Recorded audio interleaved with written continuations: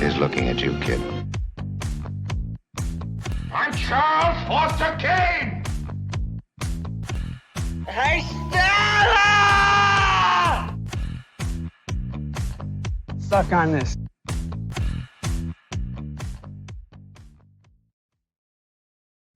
What is happening, everybody? Welcome back to Wrong Reel, a podcast for hardcore cinephiles where we tackle everything from Jean-Luc Godard to Jean-Luc Picard. And my guest today is Wrong Reel veteran and fellow Orson Welles enthusiast, Joseph Ferguson. And the topic at hand is Chimes at Midnight, one of Orson's finest achievements and one of the best adaptations of the work of William Shakespeare ever caught on film. And speaking of the Bard, a.k.a. the Staff of Life, as Orson called him, his birthday is right around the corner. And while we don't know his precise date of birth, there are records that he was baptized on April 26th, 1564. So this recording is officially in honor of Shakespeare's 462nd birthday. But Mr. Ferguson, for anyone who might have missed our earlier podcast about Othello or some other topics, tell these fine viewers who you are and a little bit about yourself. Cool. Thanks, James. And thanks for having me back. I am joining in from Australia. So yeah, born and raised here. And like yourself, very much a big fan of Welles and cinema more generally. Probably only really got into cinema seriously maybe like 10 years ago. And sort of before that, I was always someone who was very enamored with movies and films and video generally. But it was at that time when I started to really explore all the different types of films and filmmakers that are out there, and it really sort of broadened my horizons in that regard. So it's been really fun over the last decade being able to sort of dig into all of those different cinematic worlds, increasingly as we were sort of chatting about earlier, it's becoming easier to be able to access all different kinds of films and videos and so forth in pretty high quality, whether that's streaming or physical media, which is a real delight. And so speaking of which, got the old Chimes of Midnight Blu-ray right here, and for fans of Criterion or Welles or both, well worth picking up. Certainly, and the bonus features in there are really quite something. Adds a lot of background to understanding and appreciating the film. And then, with Welles in particular, I'm not sure what it is about him. I think on previous episodes, we've chatted about Macbeth and Othello. That there's something about Welles that certain people are drawn to, and then when you try and share that passion with those who don't appreciate him in the same way, they can sort of look at you like you got an extra eye. I think he said open hostility. No, I had a lot of friends in college who were skeptical of the mystique, and I luckily had a couple friends that were into it, and so we just sat around laughing uproariously and watching some of his best movies over and over and over again. And those were some very happy days where in the late 90s I got bitten by the bug because I took a few film classes where we had to watch Citizen Kane and Touch of Evil and The Magnificent Ambersons, and even some films that he starred in, like The Third Man. And because we were studying them, we had to see them a couple times. And I don't know at what point I kind of broke through and I was like, wait a second, these are like the coolest fucking things I've ever seen. But there was that breakthrough moment where I just wanted to watch everything he'd ever made obsessively, even if it was like a bad appearance and a subpar movie. For me, it's the most interesting career in the history of movies, from his childhood up through his death. He's the only filmmaker where I obsess over every ingredient of his biography to the degree that I do. And I know you and I are both fellow enthusiasts for the work of Simon Callow, who's got us covered with so far 3 excellent volumes about the life of Welles. And not only excellent biographies, but really cool film analysis and theater background, like theater analysis, because he played Falstaff to Keith Baxter's Henry IV in the late 90s, and he's been obsessing over Welles for far longer than even you or I have. And so to have an interesting, dramatic actor discussing his appreciation of his life is all the more interesting. And a 4th volume, luckily, is still on the way, but sometime soon, hopefully, because Simon Callow, he ain't getting any younger.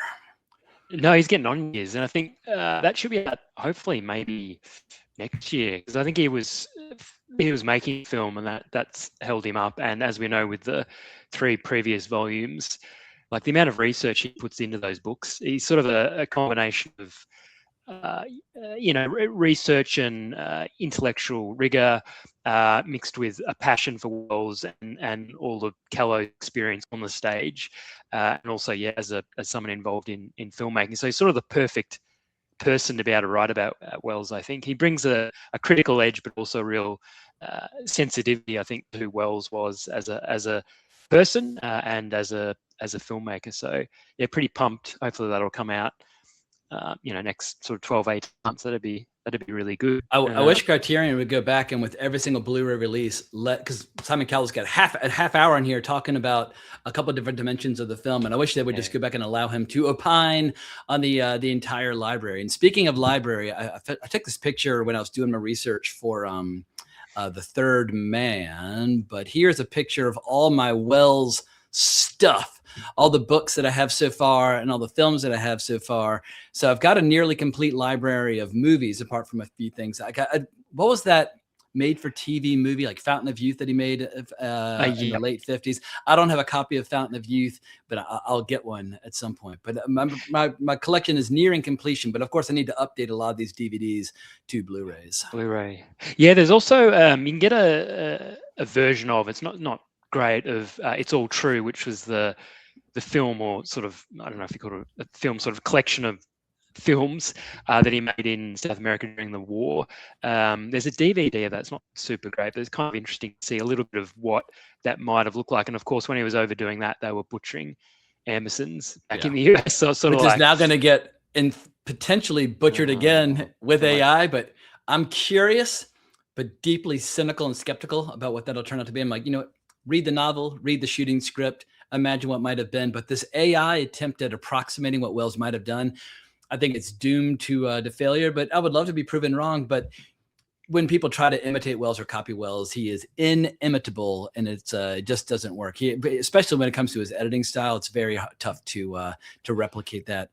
But let's talk a little bit about just the topic at hand, the background, where the film came from, because it kind of had a gestation period that lasted for decades before he finally got his chance to make the movie. So let's start. I think the best place to start is with his education about Shakespeare at the beginning at the Todd Seminary for Boys. What can you tell us about Orson at this ripe young age, when he was first taking an interest in Shakespeare and starting to adapt and appear in some Shakespeare plays? Yeah, that was very central to the development of Wells as an individual and as what turned out to be a filmmaker and someone in the creative arts, also on the stage, of course. And Roger Hill, who was the principal there, was very much a surrogate father figure for Wells, and I think exerted quite a strong positive influence on Wells at a time when his biological father was struggling with various issues, sort of alcoholism and hedonism, and I mean not inherently bad things, but when they're sort of out of balance with the rest of your life, that causes issues. So I think the school was central to giving Wells a platform to be able to explore what interested him, and to provide that reinforcement that his interest in acting and the creative arts, and in particular Shakespeare, was something that was of value that he should pursue. And perhaps it also contributed to his status as a genius, which he'd gotten even earlier on as a child from various other figures in his life. I heard at one point that his mother might have made him transcribe all of Midsummer Night's Dream when he was like 4 years old, and as a result, he always hated the play. And that could just be something that he mentioned in his interview with Bogdanovich, which may or may not have been true. But it's one of those things where, when Wells was starting to talk to his early biographers, there was no internet. So sometimes there's a little lovable hyperbole and that sort of thing. But he at least claimed that he was exposed to a lot of Shakespeare at a very young age. And I think that shows from, if you look over his lifespan and his career, that was one of the main themes that runs through a lot of, even those people who aren't into film a whole lot, if they're asked about adaptations of Shakespeare, generally they go straight to Wells. He seems to have that ability to capture not just the nuts and bolts of Shakespeare, but also the essence of what Shakespeare was all about. Yeah, there's an atmosphere and tone to this movie where it feels like they went back to the 1400s. Yeah. To shoot the thing. Like I prepared a lot of clips, and this clip might get me dinged on YouTube. I tested it in advance and it didn't, but just to give people an idea of like the tone of this world, here's a snippet from the title sequence to the movie.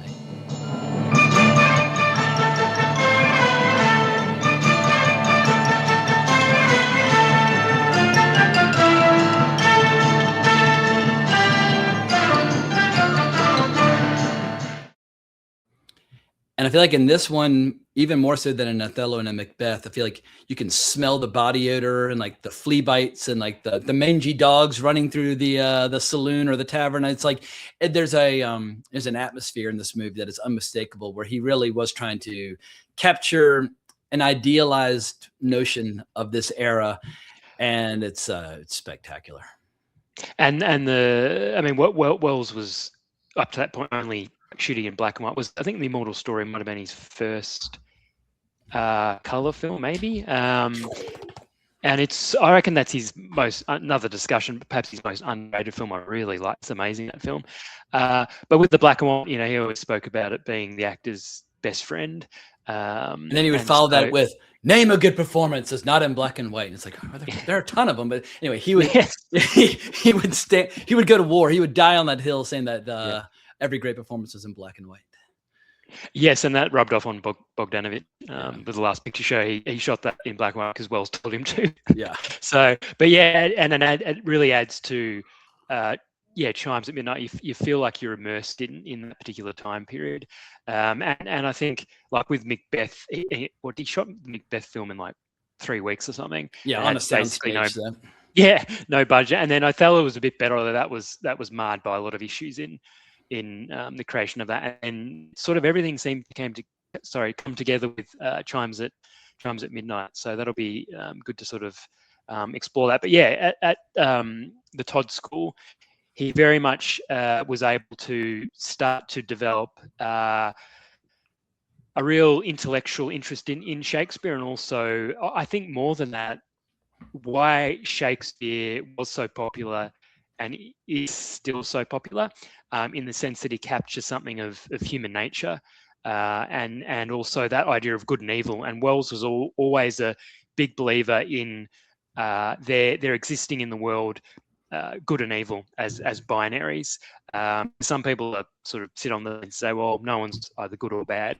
But for Wells, at least conceptually, he always felt that there were good and bad forces in the world. Especially with Falstaff, who's a good time Charlie. So what do you know about Everybody's Shakespeare, one of Wells's first cultural exports into the world?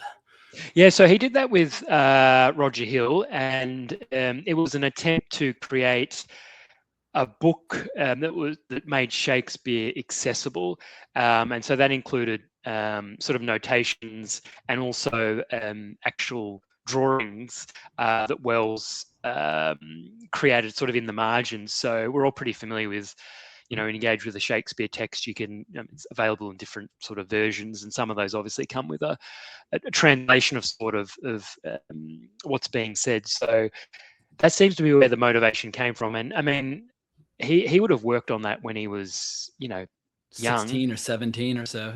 Yeah, and it's sort of quite amazing that even at that age, he was quite sophisticated in his appreciation for what Shakespeare was trying to do. Of course, working with Roger Hill in that capacity to sort of get it out in the world in a form that people could access. And I've always been tempted. I think there's you can get versions of it online. I've never actually bought it, but it would be cool to track it down and have a look at something like that, just to see how you sort of see the beginnings of how Wells really conceptualized literature and how that might translate to the stage or to film, particularly through not just the written word, but drawings and sketches of costumes and sets and so forth, which obviously comes through really strongly in Chimes at Midnight. A lot of the work he did on that film. Oh, he's designing everything. I think I've always felt like when it comes to getting people into Shakespeare, a lot of people, in spite of their best intentions, kind of get their students off on the wrong foot where they become very hostile to it. And I feel like, I read Romeo and Juliet in 8th grade and loathed it. And we just read it like a book. And then I read Tragedy of Othello in my sophomore year, and I loathed it because we just read it like a book. But when I started turning a corner was when I played Snug the Joiner in A Midsummer Night's Dream, where I was just around it all day, like every afternoon for like several months in a row, where it's just a very playful, fun environment. And you hear the language a lot and it starts to become very familiar. But where I really started to like Shakespeare, I studied in the UK for 9 weeks my senior year in high school, where what we would do, we would read a play and do a complete outline of every scene. And then we would see it in Stratford-upon-Avon at the Royal Shakespeare Company. And if there was a good movie version available, like in the case of Henry V, then we'd watch like the Kenneth Branagh. And then a teacher would come and meet our class and give us like a topic. We had to like write an essay on the play. So all we thought about and all we breathed and lived for a couple of days in a row was that play. And by the end of it, you're like, all right, well, whether I like the play or not, it's in me now. And I went through my old photo albums and I found this picture from my first visit to Stratford when we were going to see, I think this was for 12th Night, but from January of 1995, back when I had hair, hanging out with Falstaff before I even knew who the fuck Falstaff was. I hadn't read Henry IV Part 1 yet or anything, but there I am with my mop and my very poor mid-90s fashion sense, hanging out with Falstaff 31 years ago, which is crazy. Oh, that is awesome. That's cool. Love that.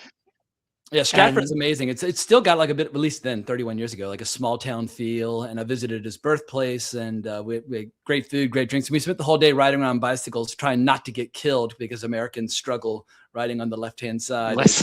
It's not our go-to, and especially if you're on a bicycle that you barely can control anyway. But it was a very fun trip. I guess I got to go there twice. I saw Henry V there, and I saw 12th Night there, and they were, we're having cocktails at intermission. It's like, that's how you get people into Shakespeare. You go to a cool production, have like a gin and tonic during intermission, and it's like, woo, all right, bring on more Henry V. This is fucking awesome. Yeah, and I think that immersion is key to connecting with Shakespeare. I sort of, I guess, engaged in his work first at school as well. Like Romeo and Juliet, particularly the like Baz Luhrmann film, which I think is good. And I got a lot of fights with my college girlfriend over it because she was obsessed with Leo and she loved it, and she was always screaming at me about how come I didn't love it as much as she did. So I've got it's an old argument with me about that movie. But I know you're from Australia. I think Baz Luhrmann, since Strictly Ballroom, his films have gotten progressively worse, and he's just his films are pure trash. Very popular. Very pretty, very flashy, but he tackles literature of great substance like The Great Gatsby or Romeo and Juliet, and then turns them into like Honda commercials. I'm like, So yeah, I got no use for Baz Luhrmann. Although Strictly Ballroom will charm its way right up your leg. It is delightful. It's superb, and I mean, I think that 90s period in Australian cinema is my favorite. Might just be because of my age, but I mean, the whole suite of excellent films that really encapsulate, I think, what we do well as filmmakers. And then the other one was Polanski's Macbeth. Watched it at school as well. Fantastic. So that was quite eye-opening. It's rough. It's violent. It's got nudity. Yeah, and I think we didn't. I don't know what year I was in, but maybe like year 9, teenager. We found parts of it quite hilarious just because of the nudity and violence. We're like, wait, hang on a second, we're watching this. It's produced by Hugh Hefner. This is awesome. Oh, there you go. That explains it. Polanski was still recovering from the horrors of what happened to Sharon Tate, and that was like his first big like comeback movie. And Hugh Hefner produced it, but I think Polanski's Macbeth is well worth a watch, and as well as Akira Kurosawa's Throne of Blood, where I'm gonna see if I can get. You see Tony Stella's poster for it right there over my shoulder for Throne of Blood. Yeah. And we're lucky to have a couple of really good adaptations of Macbeth out there. The Scottish play. Yeah, and so I guess historically there's a strong connection between sort of Shakespeare and formal education in the sense that, if you need to, in order to understand English literature, you need to engage with Shakespeare's work in quite a dry, sort of distant way, whereas I think Wells was all about capturing the essence of what Shakespeare was trying to say, that really ought to connect with all humans, all people. And I think it was, again, we were chatting earlier around the role of sort of education and how that can be a force for good, which it was for Wells for sure. And then you compare it to Beatrice Welles in the bonus feature on the Criterion. She was saying that she just traveled with her dad on movie sets the whole time. I'm like, school did not exist. I'm so jealous. She became multilingual and she worked on all yeah. his movies. And when this movie started to get popular again about 10 years ago, it was playing in the theatrical circuit in like certain art house theaters. And it played here at the Film Forum here in New York. And I went down, it was just a mob scene, but Beatrice Welles was there to present the film and pass around her scrapbook of pictures. Of course, the scrapbook made it about 4 people down a row before her speech had to end. But she's fantastic. And for people who want to know who Beatrice Welles is, here she is playing the part of a young boy in Chimes at Midnight. You, giant, what says the doctor to my water? He said, sir, the water itself was a good water, but for the party who owned it, he might have more diseases than he knew of. Yeah, dubbed by another actor, like a lot of actors in this movie. But Beatrice Welles, she had quite an upbringing, and I can only imagine what kind of experiences and adventures she had throughout the 1960s. Even if it was at a time where Welles was struggling professionally in so many ways, but to spend time on the set watching John Gielgud read Shakespeare, yeah, that's a pretty cool education. And she was saying that she didn't really even want the role. Sort of her dad pushed her into doing it, and she had to get this very boyish haircut at a time when she's hanging around with her friends in Spain, and then she was dubbed by a boy. So all these sort of elements at the time she was pretty sensitive about, but looking back, I think she valued it as a very quite a unique experience for her, and she got on very well with Keith Baxter, who obviously was close friends with Wells. And again, Wells became her uncle. Had very interesting dynamic in Chimes at Midnight, because I think it's his most personal film, along with Amberson's. I think a lot of sort of Wellsophiles sort of see it that way, and so you do start to see more of Wells, the person, coming through in sort of how he's acting. It's the same with John Moreau as well in Chimes at Midnight, even though some of those scenes he found awkward to film. Just the way he positions his body with Keith Baxter and others, he's really at home in playing that character. So getting back to the Todd School, talk to us a little bit about what we hear about on this Blu-ray about how Wells's father figures of his guardian, Maurice Bernstein, and the premature death of his father, as well as Roger Hill, how that ties into the relationship that Hal has with Falstaff and Henry IV Part 1, or Henry IV. I want to call it Henry IV Part 1, but the character is just Henry IV. Henry IV. Yeah. So one of the main themes in Chimes at Midnight is certainly, from the perspective of Wells, the role of the father. There's really a love triangle of sorts between Wells, Hal, and Henry IV, and it's interesting, sort of, depending on how you look at it, each of those characters can represent someone different in Wells's life. So, in a sense, you've got Wells playing Falstaff, and obviously Wells and Falstaff, the character, have a lot of similarities, like physically, large people, and financially, and financially, and also in terms of temperament and general disposition in the world. I think some people tend to want to sort of create this sort of caricature of Wells as being similar to Falstaff just because he's portly. But I think a lot of it is about the way he is in the world, and including, making films, he'd never get enough money. He'd have to finance it himself. Lie and say you're filming Treasure Island. Treasure Island, yeah. He said he told his initial financier in this film that he's going to make Treasure Island, and then his plan, whether it was honest or not, was to use the same sets for both movies. But needless to say, he did not appear in Treasure Island until many years later when somebody else was directing it. But he didn't shoot Treasure Island, although he would have done a damn good job. I read it finally like 5 or 6 years ago, and it's if you like 19th century adventure fiction, Treasure Island, it's almost a cliche to say so, but it's got a reputation for a reason. And nearly 200 years later, it still fucking rocks. And it's such a Wells thing to do. In order to realize his cinematic vision, he just outright lies to the producers to get the money. I'm going to make this. And the boss said, hotel motel was created because it could have been used in both films. So it gave Totally. some sort of indication to the Spanish producers that he was actually going to make it. I think they filmed like one scene on the boat with like the sails going up, and then I was like, all right, cut, excellent, all right, let's go. And then they headed off and started making off Chimes to Merrie, England.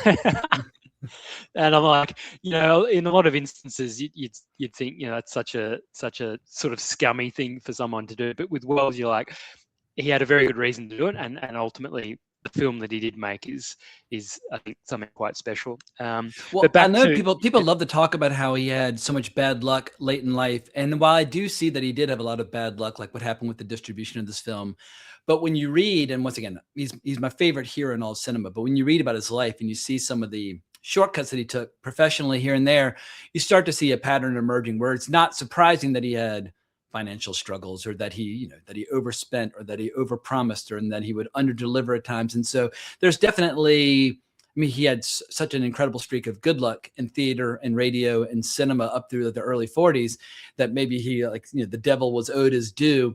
But when you read about some of the things that he did over the course of his career, it's like, I don't struggle to understand why he periodically would strike a reef from time to time. It's not utterly mysterious to me.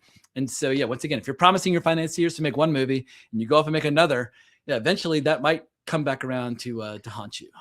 Yeah, bite you in the bum, definitely. A lot of it was bum. Yeah, a lot of it was self-inflicted, and that ends up, if you burn those bridges and you end up having to bring more people in to invest money, like Saltzman came towards the end.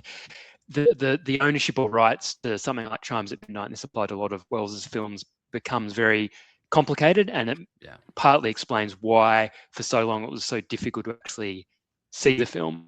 In addition to like American critics really sticking the boot in, it was a bit better received in Europe, but it was complicated. Or money always causes issues, so it's been a problem. Ironically, Pauline Kael had some nice things to say about Chimes at Midnight, and she would later twist the knife with her. She wrote an essay basically trying to remove any sense of authorship that Welles might have had over Citizen Kane. But that's another topic for another day. But she would eventually become his great nemesis. But she did have a few words defending Chimes at Midnight, where upon its initial release, for people who don't know, it has bad sound now due to it was recorded after the fact. It was post-synced. Yep. But the first reel was particularly garbled upon initial release, which obviously creates a very negative impression. But I think also just a lot of Americans aren't accustomed to bad sound on movies. And if you watch Citizen Kane and Magnificent Ambersons, he had these incredible technicians and the sound is incredible. But I think a lot of European cinema goers, like in Italy, they're used to all their movies being dubbed. So they're totally fine with a little bit of something on being a little off, but it's not surprising to me that a lot of Americans would struggle in the late 60s with bad audio, especially for an artist who is known for his incredible innovations with sound in the 30s and 40s. But once you watch the movie 10 or 12 times like I have, it becomes part of the movie's rough charm. And you don't mind the fact that Fernando Rey is dubbed over by somebody who doesn't sound like Fernando Rey at all. Because it's just part of the experience. It's just bizarre seeing him in it as well. He's great in it, but it's quite funny when he opens his mouth. He's a great villain, even if he doesn't get to speak his own dialogue. I would have loved to have heard what he might have done had he done his own dialogue, but we'll never know. Yeah, that would be fascinating. And just on the issue with the sound, like Welles and like Keith Baxter, they did a lot of that post-sync work.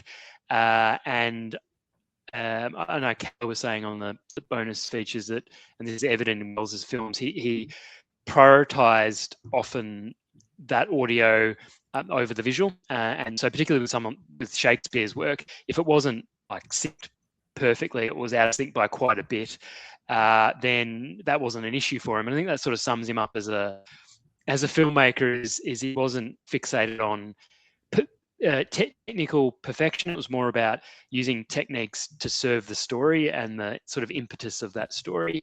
And I know that Joseph McBride was saying that when he saw it, when it came out, I think he saw it 3 times in one night. Yep. At a cinema, a mixture of, was it like winos and sort of you have like various other- academics and like homeless that's right. people who are wasted, but they all seem to enjoy it equally. Yep. And I feel like having like 2 or 3 drunken winos in the corner, laughing and jeering at some of Falstaff's antics might help set the proper tone for some of the mischievous antics on display in the early part of the movie.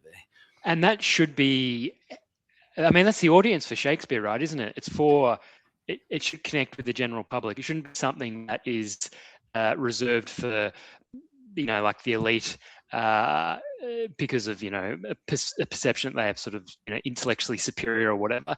Was it Callow who pointed out that if you listen to Henry IV's dialogue, that's all iambic pentameter, but Falstaff's dialogue is all in prose, and you can almost see how the Falstaff scenes with his buddies are for the everyday man, whereas the scenes with Henry IV, when he's speaking to his son, that's for like Elizabeth, as she happened to be, visiting the theater that day. And so you can see him kind of appealing to both audiences in the context of Henry IV, Part 1, Part 2, Henry V, and all the other plays that are kind of stirred into the pot on this production.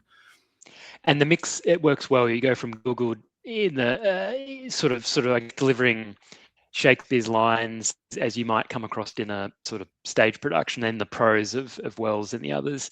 And I think it's really, really a powerful mix. And then, just back to the sort of father-son relationship stuff. The other way of reading sort of the trio is Wells as Hell and Falstaff as his father. When you have the line, "I know thee not, old man," one reading of that is that it relates to the point in Wells's life when he sort of cut off his dad in an attempt to make him sober. Him up. Yeah. And then he actually died. So Wells always struggled with his role in the death of his father, because his mother died even earlier. So I mean, he lost his parents, both parents, by the time he's in his like mid-teens, and that's pretty. I mean, that's hard on anyone. But especially if you're wrestling with this feelings of, did I drive my father to suicide, drinking himself to death by cutting him off and saying, because according to Callow, his father was showing up at productions at the Todd school, wasted and making a spectacle of himself. And it was Roger Hill who said, well, if you really want to make him sober up, you need to have an intervention and tell him, I'm cutting you off. You cannot see me until you sober up. And then you feel all that imbued in the final scene where Hal tells Falstaff, I know thee not, old man, and I've got a taste of that right now. I know thee not, old man, fall to thy prayers.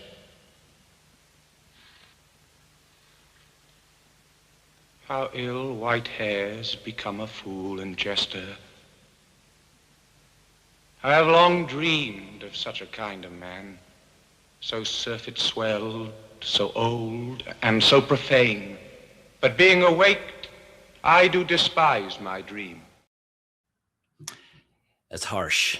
Nobody knows how to talk shit better than Shakespeare, whether it's a challenge to a duel or sentencing somebody to death essentially by banishment.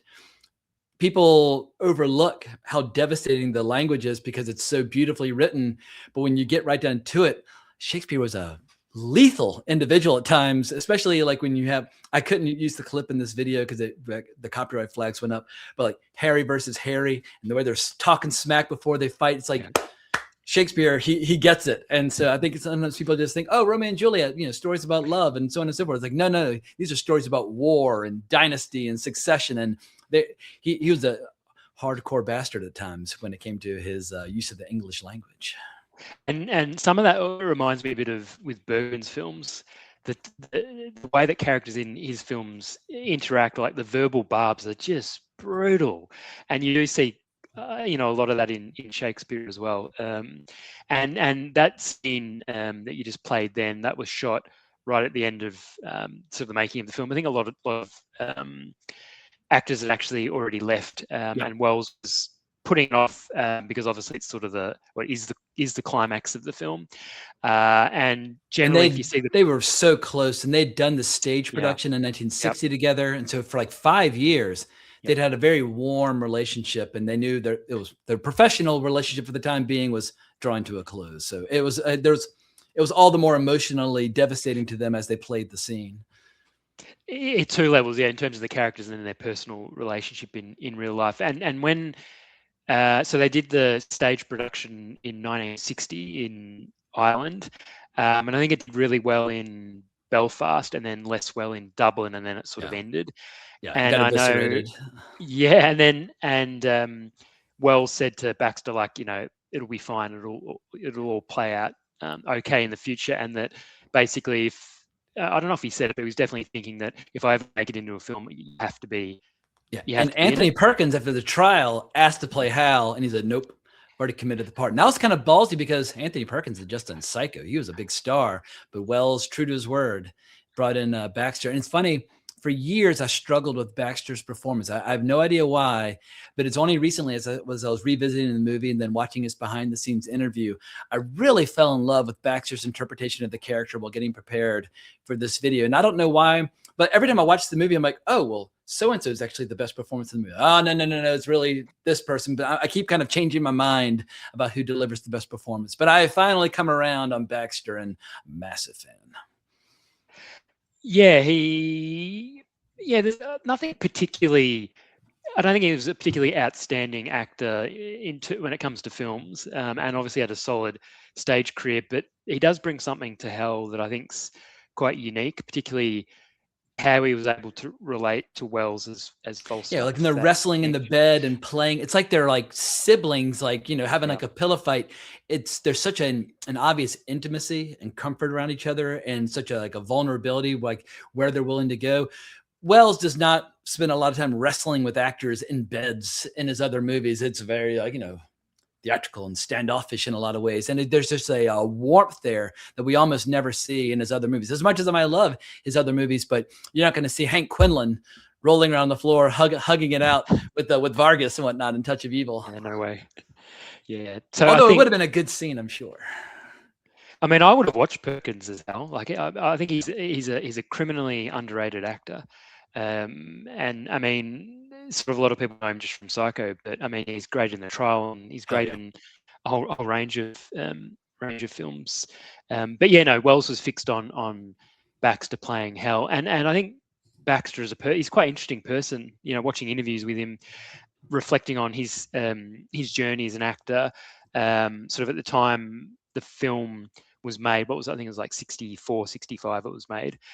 He was like washing dishes. Like his career hadn't really taken off, whereas for some of his contemporaries that had happened. So in terms of his own career, that was a very important moment for him. And yeah, that personal relationship definitely comes out on screen. And then you have a similar thing, I think, with Wells and Moreau as well. She plays, was it Dole Tearsheet? I think one of the prostitutes at the Boar's Head. One of the pros working at the tavern. Yeah, and she's not actually in it very much, like sort of here and there. But she's one of my all-time favorite actresses. She and Wells worked together again and again and again. She had some lovely quote at one point talking about how when you work with Wells, you learn to keep your wardrobe like in like a dresser, because you never know when he might call you, like, I've got 3 days and a little bit of money. Can we shoot that one scene that I need? And obviously she worked on a couple of films, and I think there was one stage production that they did together as well. But in the 60s, Moreau and Wells were very close. But there was issues for Wells in filming the more intimate scenes in the bed with Moreau, and he didn't want to do it, and he made an excuse about, I don't know where she's the queen of the French New Wave. I would have been self-conscious too. Yeah, me too. I would have, yeah. So, but then I was just thinking, you go ahead in time, and then Wells, forms a relationship with Oya Kodar, and that's sort of where you see that switch in his filmmaking, where before that he'd sort of shied away from anything overtly sexual. I think at one point he even said that it's lazy filmmaking. Yeah. If you have anything of that nature. And then after that, then he met Oya. I was like, oh yeah, I get it now. Let's show you prancing around naked while posing for Picasso in Upper Bay. Yeah, or even in The Other Side of the Wind, that car scene is completely. Oh my God. It is intensely erotic. It's so good, and the bit even leading up to that, where she's walking through, what is it, like a nightclub or a bar or something? She goes in the toilet, and there's like she's got the ice cubes, and it's amazing stuff. But that transition for Welles hadn't happened yet. So that dynamic's interesting on set as well.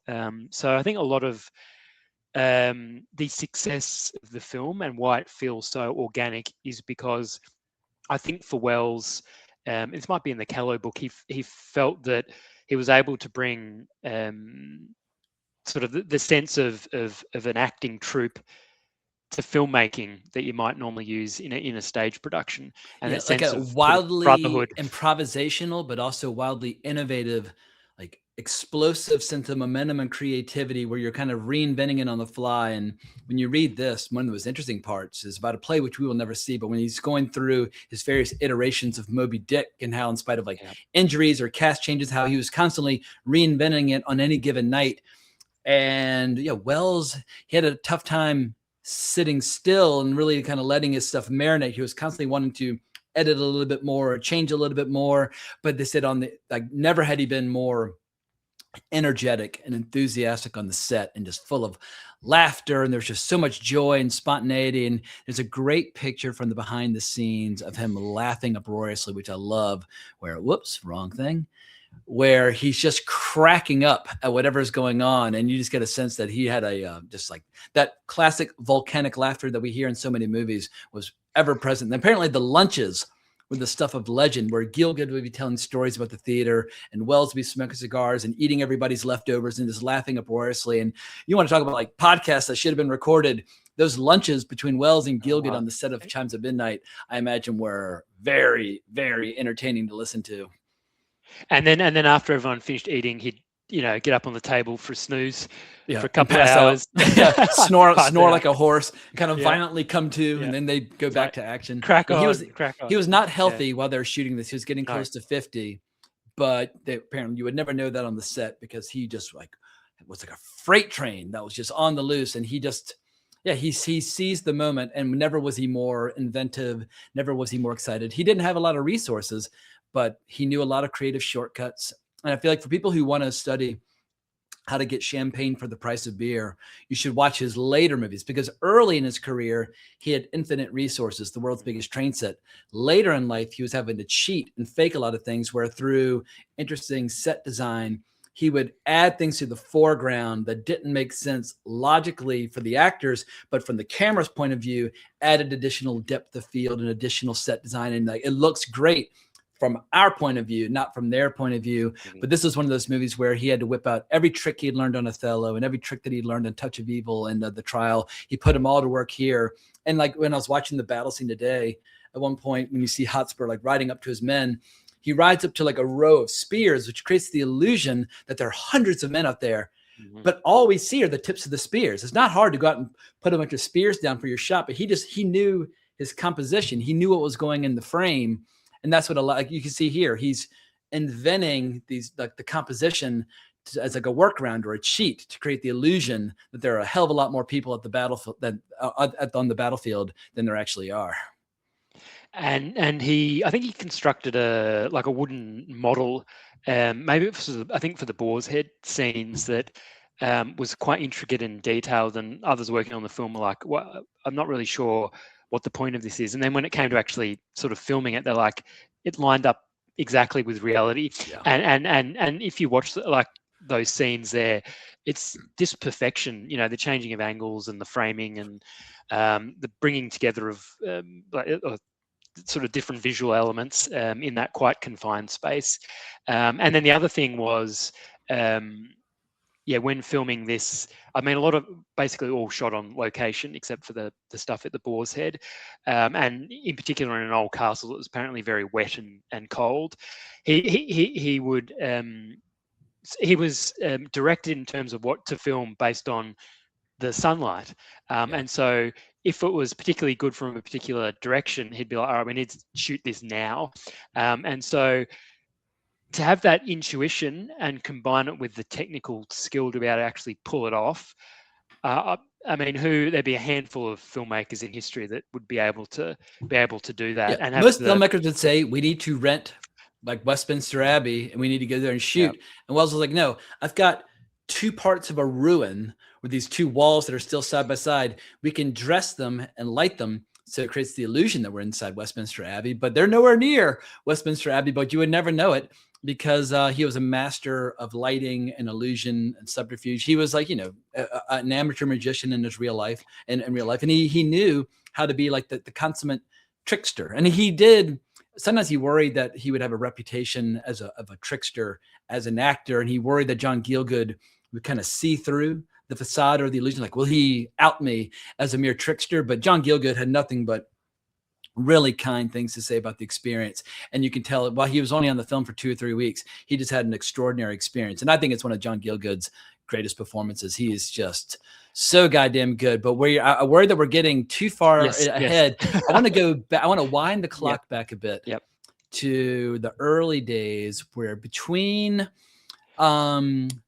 some of his early plays that he did at the Todd School, which was like a condensed version of Richard III, followed by his attempt at doing Five Kings in 1939. So what can you tell us about some of the early days in terms of this practice of condensing plays or using fragments and combining them together? Because now a lot of people will go to the Royal Shakespeare Company and see Henry IV Part 1 and Henry IV Part 2 and Henry V and so on, and like as many of like the kind of like the royal plays as you possibly can in a row. But it was very unusual when Wells started kind of picking and choosing and compressing and creating one narrative out of multiple sources. Yes. You'd imagine it would have been almost sacrilegious to blasphemous. Yeah, do that with Shakespeare's work, particularly at that time. But I think it was for Wells, again, a matter of how he could both make Shakespeare's work accessible to a wider audience and do it in a way where Shakespeare's key ideas and commentary on the human condition would come through really strongly. And obviously you've got, particularly with, making a film, sort of limitations on time and so forth when it came to that. But even with the stage productions, I think that was something that he was mindful of, and that he felt quite a strong connection with Shakespeare's work and even with Shakespeare himself. And maybe even more importantly to that notion of Merrie England. An age of chivalry. That lost period that really never was, that he pined for, and that I gotta interrupt you real quick. There's a great quote from the Bogdanovich book, This is Orson Welles, where he acknowledges the period might not have existed, but that it's important that we can idealize and kind of create it in our mind, where he said this, where even if the good old days never existed, the fact that we can conceive of such a world is in fact an affirmation of the human spirit, that the imagination of man is capable of creating the myth of a more open, more generous time is not a sign of our folly. Every country has its Merrie England, a season of innocence, a dew bright morning of the world. Shakespeare sings of that lost Maytime in many of his plays, and Falstaff, that pot-ridden old rogue, is its perfect embodiment. Perfectly sums it up. And that, I think that partly explains why he felt the need to, and felt that it was justified to bring together different elements of Shakespeare's work to try and bring to life a lot of what he valued in terms of that lost period. And again, that comes to that good and evil discussion we were having earlier, and particularly with Chimes at Midnight. One of the main themes is as you see, sort of the death of or the transition from Richard II to Henry IV, and then how obviously becoming king, that movement away from a more innocent time towards something more bloody, violent, gory, threatening, which comes through particularly in the death of Hotspur is the end of an era. And I love Hotspur in this movie. And he's another one of those actors where early on, when I first discovered this movie, he wasn't necessarily like the showstopper or the show stealer. But actor, Norman Rodway plays Henry Hotspur Percy. He's so fucking entertaining in this movie. I just love him to pieces. And he's so headstrong and balls to the wall and just such a total badass. But he personifies everything about the age of chivalry that might have been great. And then that all comes to an end once Hal decides to rob him of his youth. But there's a great scene where we see John Gielgud yearning for Hotspur to be his son as opposed to Hal. Here it is. Oh, that it could be proved that some night-tripping fairy had exchanged in cradle clothes our children where they lay. Then would I have his Harry, and he mine. Where is the Prince of Wales? We do not know, my lord. Yes, I could listen to John Gielgud just per iambic pentameter indefinitely. Apparently, he gave Baxter a great bit of direction on this movie where he said, "You're not using the iambic pentameter to breathe the way Shakespeare intended." He writes in and adds the places where you and then continue. He's like, you're suffocating yourself. And he described reading iambic pentameter like riding a surfboard, and you got to just ride the surfboard, and then you can deliver the lines like John Gielgud. And so you don't fight it. You got to surrender to its rhythms, and it'll take care of itself. And that was also one of the amazing things that Baxter says in various interviews is that he, apart from that, he couldn't really recall any time on set when he was directed to do anything in particular.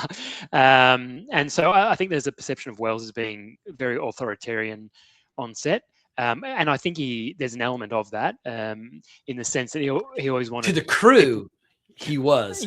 To his actors, very generous. Yes. They say his biggest direction to his crew would always be, run, don't walk. If he sent you to do something, he meant, go do it quickly, because we're losing the light. So run, don't walk. He would use that expression a lot. So yeah, if you were a grip or a production assistant, you were going to work.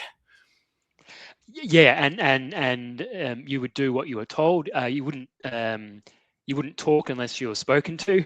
And then you're right, with the actors, it was a whole different dynamic. And I think he understood actors, in quite a interesting way. I remember he said at one point, there are three, well, maybe this is outdated now, but he said there were three genders or three sexes.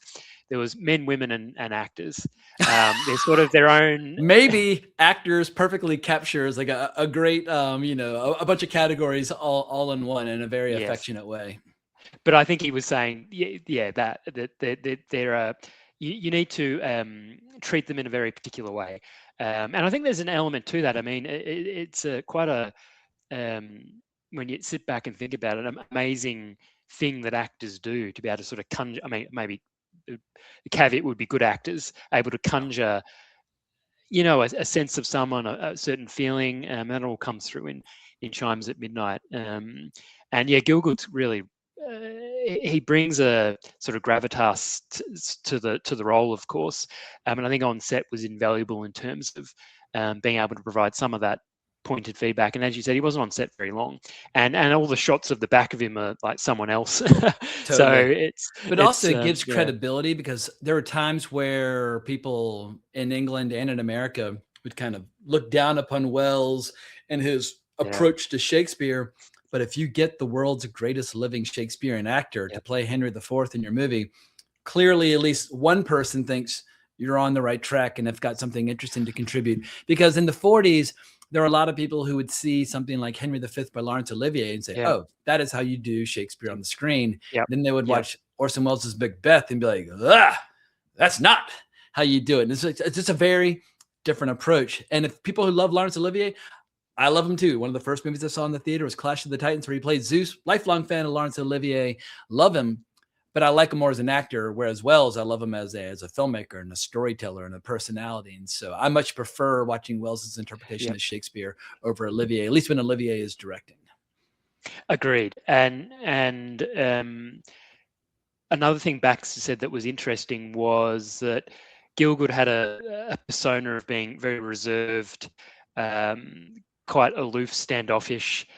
But as a person, he was apparently absolutely funny as. He had great stories. And then Olivier, who perhaps you might think would be more personable, was a bit of a wet blanket, and was less fun to be around. So that was my favorite story about Gielgud is after Caligula flopped when it came out, and somebody bumped into Gielgud on the streets of New York. He's like, "Oh, have you been to see Caligula?"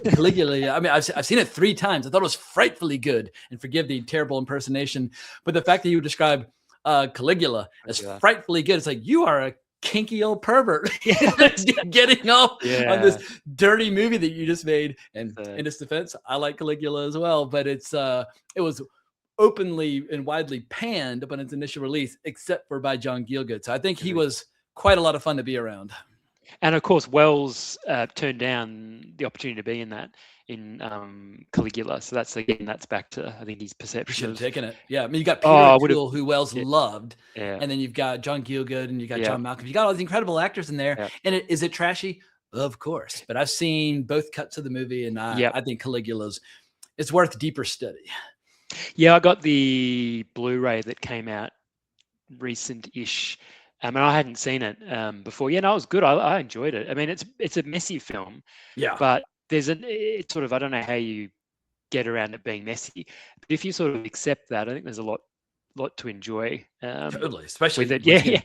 John Gielgud is always good, irrespective of the circumstances. And then the other thing, funny story about Gielgud was on set when they were filming at that castle, there was no like toilets on site or anything. So he mentions a few times that you'd have to go off and like pee or crap in the bushes or whatever, and he'd head off and come back and he's like, oh, I saw 4 nuns squatting. So when I was like, that's obviously the designated outdoor lavatory, and they're wearing like 3 layers of tights, so you can imagine like the effort to get them off. Yeah, and there apparently the wardrobe was often a little moldy and a little bit damp, and Wells, he had very few resources on this movie, and he did the best that he could under the circumstances, and at least he spent where he needed to on getting some really good cast, but everything else like trailers and lavatories and that sort of thing, those fell by the wayside very quickly. They had great lunches and they had great actors, but not much else.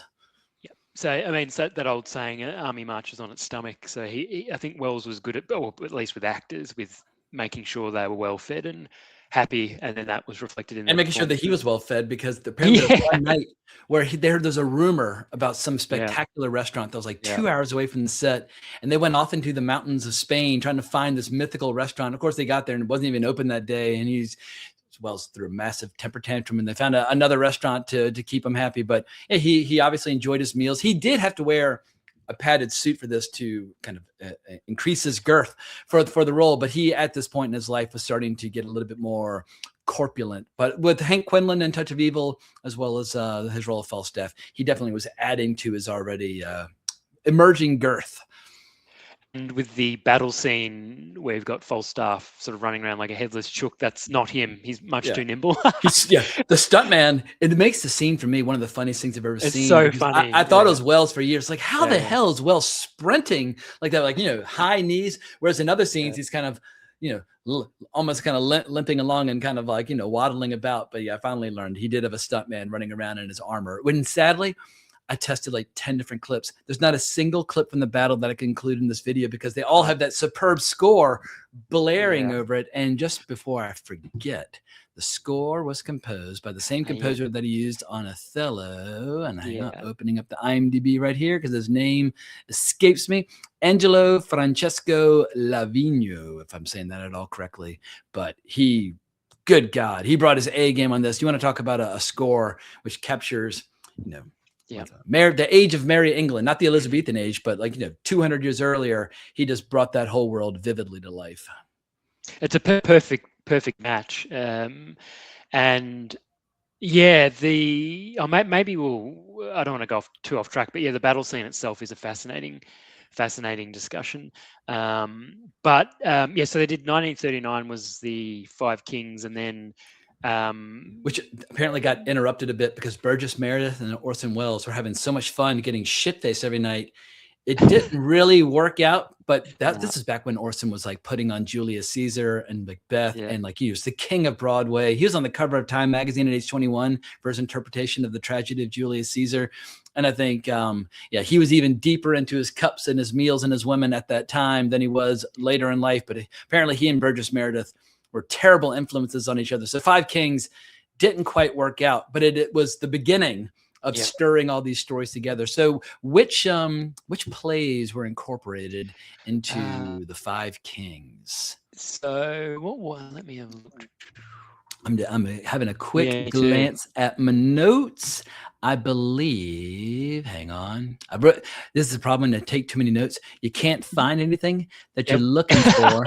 But I believe it's Henry IV, Part 1 and 2, Richard II, Henry V, a fragment of the Merry Wives of Windsor. I think it's on like a line or two. And then, of course, they take the narration for the movie from chronicler Raphael Holinshed, where Ralph Richardson is reading. Basically, at the beginning of the movie and about halfway through the movie, you get a little voiceover just to kind of sum up like the rebellion that's taking place in England at the time, just so they don't have to show all the scenes from the plays.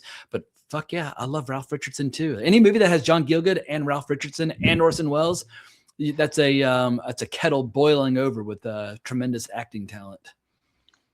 Yeah, it's a potent combination. So you got that in 39, and then in terms of Chimes at Midnight, then you have the stage production for that in 1960.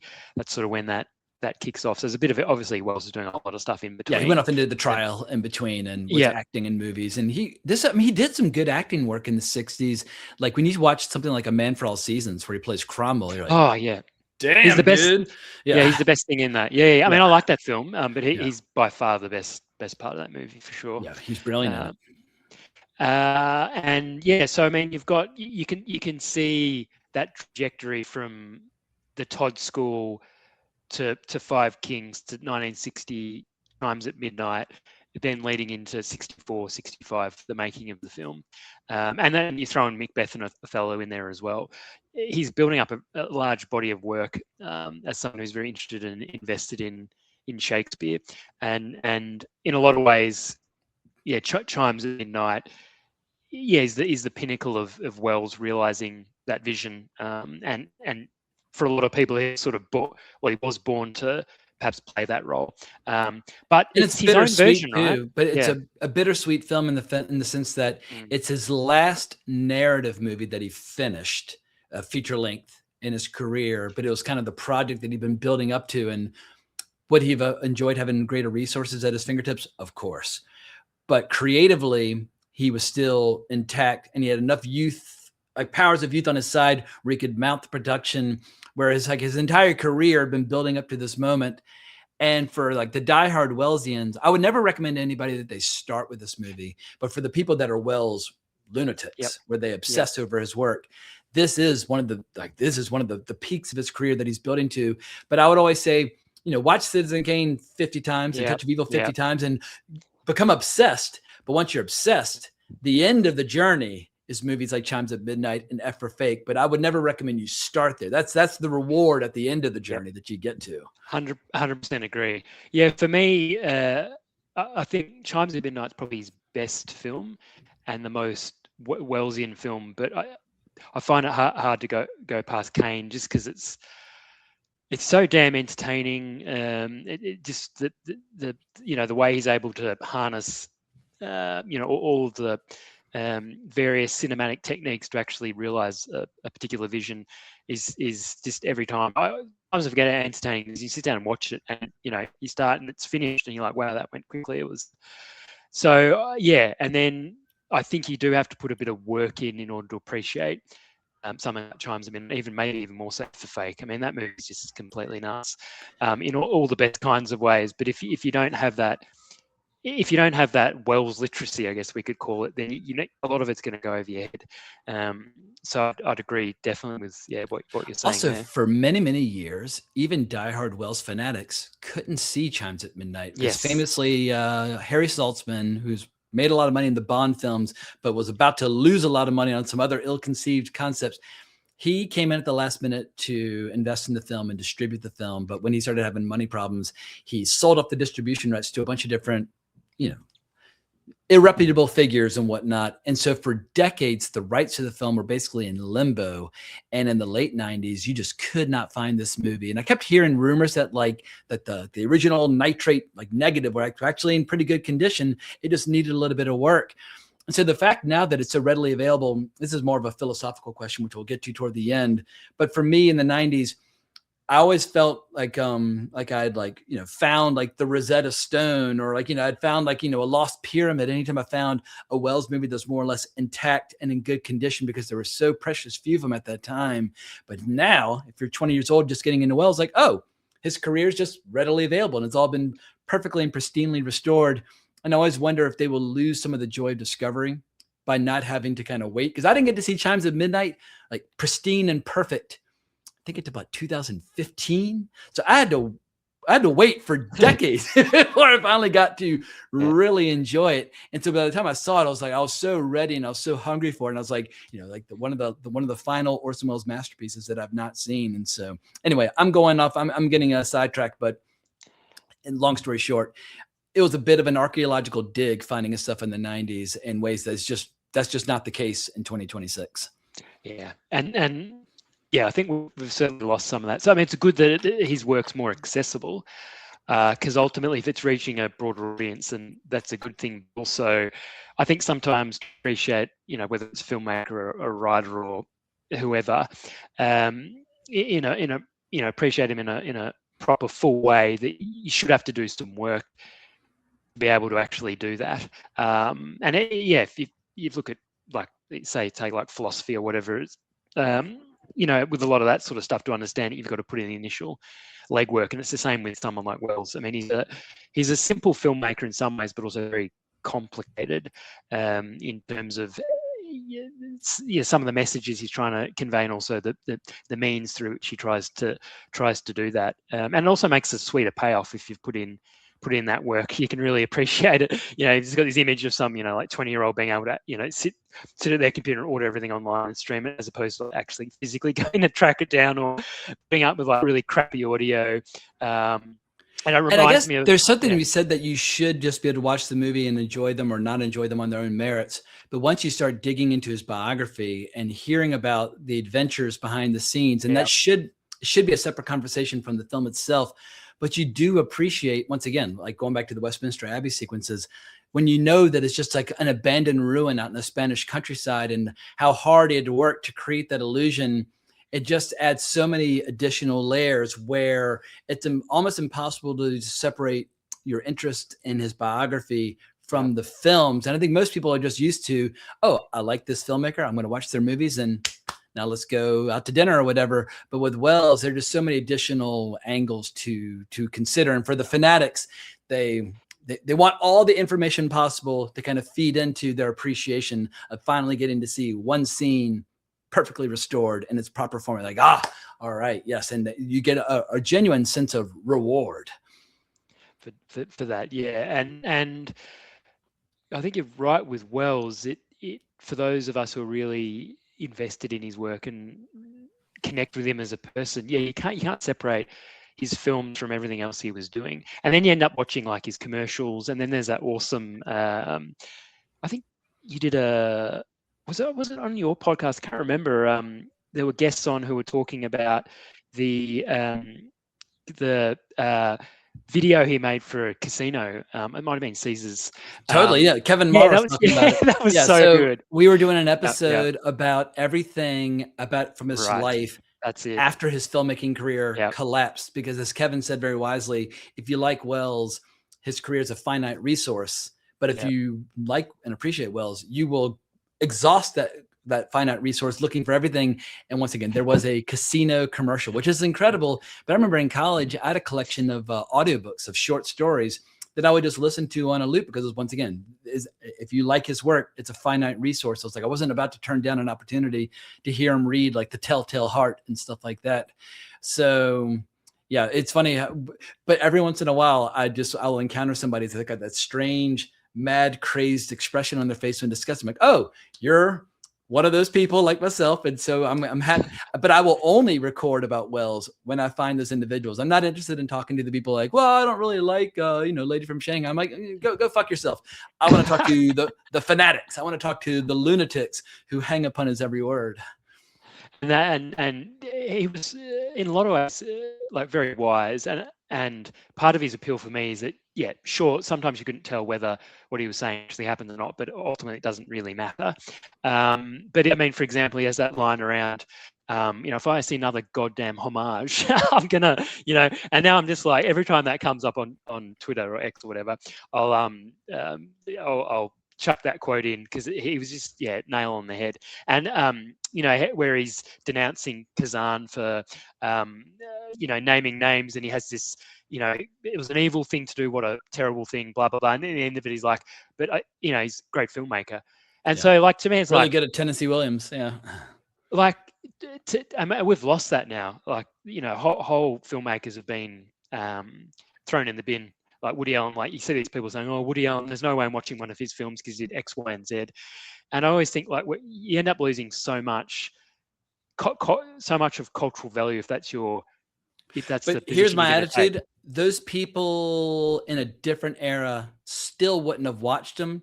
They just wouldn't have felt the need to justify it with like a high moral stand. Like, it's not like in the 1990s when I was getting into film history that like all the kids in the early 20s were really obsessed with film history. We were a passionate, nerdy minority. And now the only difference is when somebody doesn't want to watch old movies, they'll feel like they have to also say, and I don't approve of this or that or the other thing, like some social cause. I'm like, just say you don't want to do your homework. You're not the first kid who doesn't want to do their homework. We just didn't feel the need to get so high and mighty about it once upon a time. We would feel like some shame, like, oh, I didn't like going back to A Man for All Seasons. My modern European history class as a sophomore, at one point, our professor made a reference to Sir Thomas More. And I was like, who's Sir Thomas More? I just belted it out. He goes, well, I guess somebody didn't do their summer reading. And he held up a copy because we had been assigned A Man for All Seasons as our summer reading. I was like, oh, so once again, in every era, kids don't want to do their homework, but only now do they feel the need to say, well, I'm not watching Annie Hall because of this, that, and the other thing. I'm like, once again, go fuck yourself. For me, if an artist chopped their mother into tiny bits in the basement and ate her, but also happened to write a fascinating play, I'll probably be inclined to take a look at the play just to see for myself. I totally agree. And then it's the whole suite of filmmakers that have been tarnished like that. I was watching, I'll get her name wrong, Marina Zenovich, who made 2 docos about Polanski. Gotcha. They're actually really good. And yeah, I mean, of course, even now, a lot of people will be like, oh, there's no way I'm going to watch a Polanski film because of whatever he did, blah, blah, blah. But like watching those is a good reminder of, firstly, those situations are always much more complicated than people think. And then secondly, that ability to separate the artist from the art is so important, because if what they're doing, I mean, you never want to justify like criminal behavior, but if they're doing something of such value that I think you can justify it outweighing, certain sort of misdemeanor. Anyway, we're getting off topic, but I think again that's something that draws me to Welles. He was very authentic in the ways that matter most, I think. I mean, sorry, shit talk all the time and make stuff up and whatever else, and could be mean at times for sure, but I think what you're getting at is that in film culture right now, what we're missing are a lot of the big personalities that used to be like, maybe it's easy to romanticize. Like perhaps now I romanticize 20th century filmmaking the way that Welles would romanticize Merrie England, but it did seem like we had these larger than life figures like John Huston, where just like, whoa, you lived the life of 100 men. And in the case of Welles, he lived the life of 1,000 men. And of course, he and John Huston were friends and would work together and smoke cigars. And it's very easy to get excited about these figures because their lives are so fascinating in addition to the work. And I think some of that has been lost in film culture today, where we don't seem to have these larger than life figures that could go on the Dean Martin show and wax poetic about Merrie England and the character of Falstaff before performing the speech about Sack. But I have a taste of that appearance on the Dean Martin show right here, where Welles tells us a little bit about Sir John Falstaff. Ladies and gentlemen, Sir John Falstaff. He was, he was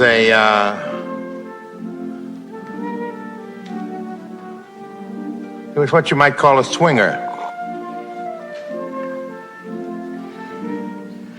In the 15th century, they didn't call them swingers, but they swung. And nobody more so than Sir John. And that goes on for 6 minutes, but at the very end, the makeup's finished. He puts on the wig and he proceeds to do his amazing speech about his love of sack that you see after the battle. I think the Battle of Shrewsbury is what it's called in the story. And but once again, like, how many filmmakers, like, I love like watching Ari Aster movies, but Ari Aster can't go on a talk show and put on his makeup and talk about history and then do the performance. It's just something has been lost, and where those personalities have gone to. It is a kind of a riddle or a mystery to me. Why do I find 20th century filmmaking so fascinating? But I just keep coming across so many of these romantic, larger than life figures that make the whole century irresistible, from Charlie Chaplin up through Sam Peckinpah. And I've got a friend, and he's into films as well, and he's often said that, are there any really good innovative filmmakers like under 60 anymore? Like, I mean, there's some, some doing some interesting things, but as a body of work, or as indicating an interesting direction to go. And he like his favorite filmmaker is Gaspar Noé. So it sort of gives you an idea of his, and Von Trier there is too. Yeah, they're not. If you like Lars von Trier and Gaspar Noé, sadly, that era that we enjoyed in the early 2000s is fucking over. Where from like 2005 to like 2015, they were releasing incredibly provocative, disturbing, like European art house cinema, and it's dried up. And you could out there like Michael Haneke into that mix as well, where it's like, oh my god, like movies that you never recover from. And that era abruptly came to an end, and it makes me deeply depressed. I have a funny story about Von Trier. I was talking to my mum on the phone. This must have been a couple of years ago. Who, she watched a lot of films. She's always loved, she loved Deadwood. Loved it, and Vikings TV show. Like, she loves all those sorts of shows. She likes the rough stuff. Yeah. And she was on the phone, and she was like, "Oh, I was watching this film," and she started describing the plot. And then at one point, she's like, "I didn't really enjoy it or like it, but I couldn't stop watching it." And I'm like, "Was it called Breaking the Waves?" She's like, "Yeah, that's the one." I love it. It's so good. So I'm like, that's. I was like, that's awesome that you were able to appreciate a film for what it's trying to do, not an expectation that you'd like feel a certain way. That's one of the Lars von Trier films that I love unreservedly. Like, he's got a lot of films where I'm like, oh, I can put on my cinephile hat and say, oh, it's interesting, and I can dissect it. But Breaking the Waves, I just completely immersed myself in it. So yeah, well done to your mom. She found a good one. She did. All right, well, let's get back into the flick. Let's talk a little bit about Hotspur, just because I've got some cool clips and I want to share them. So for people who aren't unfamiliar with the story, at the beginning, we basically have a situation where Henry IV is having to try to put down a rebellion, and it's a rebellion that's being is fomented, the word, or being kind of instigated by Henry Percy, the Earl of Northumberland, Thomas Percy, the Earl of Worcester, and Harry Percy, aka Hotspur. But in this movie, we have several scenes where different people imitate Henry IV, but what they're really imitating is John Gielgud. And here's a great taste of that early on in the movie, where Hotspur gets really annoyed by Henry IV. Why, what a candy deal of courtesy this fawning greyhound then did proffer me. Look, gentle Harry Percy, and kind cousin. Ah, the devil takes such cousins. He's so much fun to watch in this movie. And you're mentioning earlier about how Shakespeare and Wells have this idea of like good and evil having very clear, definable features. I don't think Hotspur is the villain in the story. It's the Earl of Worcester, played by Fernando Rey. He's the one who's always plotting and scheming and pushing people. And even when you had that incredible scene where Hal offers to fight Hotspur in single combat to save lives on both sides, you can tell when Fernando Rey goes back to report the message, he kind of admits, oh, he offered to duel you, but like he's soft selling it. He's not giving it the strong, robust push. But I feel like he's the real villain. Hotspur, he's like a hero. He's just a hero who happens to be fighting on the opposite side. And he embodies that lost age. Yeah, Hotspur, as you pointed out, when he's killed, that sort of chivalry and honesty has died off, and then Falstaff tries to claim the kill. That's hilarious. Yeah.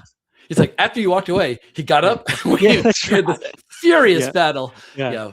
It's like the bit where they go off into the woods and they're going to rob there's officials coming through the woods with like a heap of money, and they're going to rob it, and then Hal and the others are going to pull a trick on Falstaff and like a switcheroo. That all plays out, and Falstaff doesn't realize that it's Hal I think like Poins is threatening the him. other. Yeah, Poins attacking him, and then they come back and Falstaff's like, "Oh, there were there's like hundreds of them," and the next second there was like 50. Plague on all cowards. Yeah. There was 12. There was 7. And as he tells the story, his adversaries keep multiplying, and the amount of money they found keeps multiplying, and it's a delightful scene. And I tried to get a clip, but YouTube kept shooting me down. But that's where you really see the playfulness between Baxter and Welles and that warm rapport they'd established, because he's the guy that they love and adore, but they also love putting him in a position where he'll have to lie. Like the very first scene where we see Falstaff, Poins has just picked his pocket, and he wakes up and he's like, "Who picked me pocket?" And he's like, rampaging around. But they love poking him with a stick and seeing him start to lie and say all these horrible things, and then they'll kind of call him out on it. It's like, oh, well, I never really meant anything I just said. And they're all friends again. It's so warm, and that's where you really feel that merry England. Chugging sack in a tavern, surrounded by beautiful girls, laughing with your friends, and it's just it's pure joy. Those are the warmest scenes in all of Orson Welles' filmography. Yeah, I think definitely, and that makes the final scene that you played before, where Hell as the new king renounces Falstaff. There's a lot of the sadness comes from that now lost connection. But then, I mean, a lot of people involved in the film, particularly Baxter, talk about when Welles was doing that scene, that he was able to communicate something in his facial expressions that was sort of a mix of pride that, I was the one who, enabled Hell to sort of step up to the plate. Henry IV is not enough of a father figure to get Hal to become Henry V. Falstaff played a role, and Callow talks about that, how there's almost a sense of his heart is broken and he's going to die from a broken heart, but that's my boy. Like he's about to go fight. Like in the play of Henry V, people who haven't read it or seen it, that's when Henry V invades France to take it over, and in the context of the play, he does, but he's on the cusp of becoming this great warrior king, and Falstaff is feeling an enormous sense of pride, seeing how he played a role in bringing this person into being. And you see the way that emergence of Hell development is a result of both Henry IV and Falstaff as the two father figures. And then you're back to what we were discussing earlier with Welles, like in real life, you've got Bernstein and his biological father, and then even like Roger Hill. So there's different role models in producers. A way. Like he was always a filmmaker in search of father figures. Like a lot of people say that John Houseman was one of those early father figures where Welles was at his most successful professionally when he was working with Houseman in theater, radio, and film. And when they inevitably had a parting of the ways, Welles never really produced a polished film ever again. He lost all the veneer that Americans need to make entertainment accessible.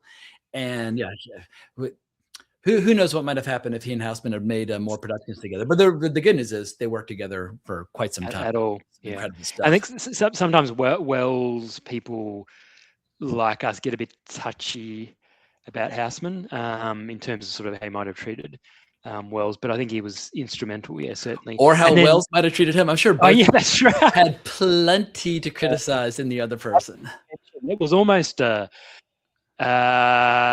don't know if it goes so far as like homoerotic, but like Welles had What I've heard is that Welles would enjoy kind of giving a little bit of a come hither vibe to gay men, but would never let them taste the forbidden fruit. But that he knew how to manipulate them, especially if there was a professional advantage to be had. And my theory, I was not there, it was a long time ago. My theory is that there's a bit of that at play between Houseman and Welles. Yeah, I think agreed. Yeah, totally.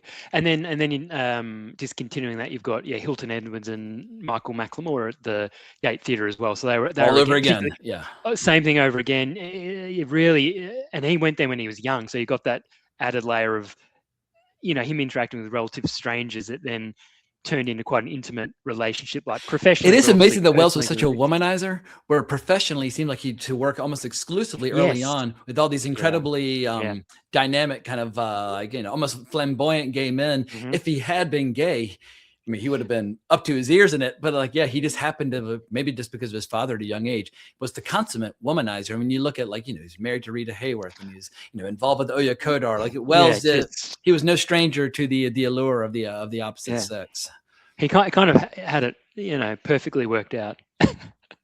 Apart from being gainfully employed and financially solvent, all that other stuff, always on the run from the tax man and having to be paid in cash because the IRS would claim all of his wages, and his life was a catastrophe. I guess we should just thank our lucky stars that we have what we have. It's a limited filmography, it's a finite filmography, but for a person whose life was in such a state of total chaos, traveling around the world and hanging out with celebrities, that he managed to make all these wonderful movies along the way and appear in some other amazing movies along the way. So as opposed to mourning over what we don't have, I try to appreciate that we do have some really good flicks to be enjoyed that we can discuss until the end of time, because he's been dead for 41 years and I remain as interested as ever. Yeah, there's always new material to engage with, especially once we get volume 4. But I want to get into the major battle scene in this, because there's a lot to discuss, but I've had too much caffeine, so I'm going to play a quick little dingy that's going to cover us for 2 minutes and 2 seconds, a quick pee break, and then we shall resume with arguably the most stunning sequence that Welles ever created. So we'll be right back.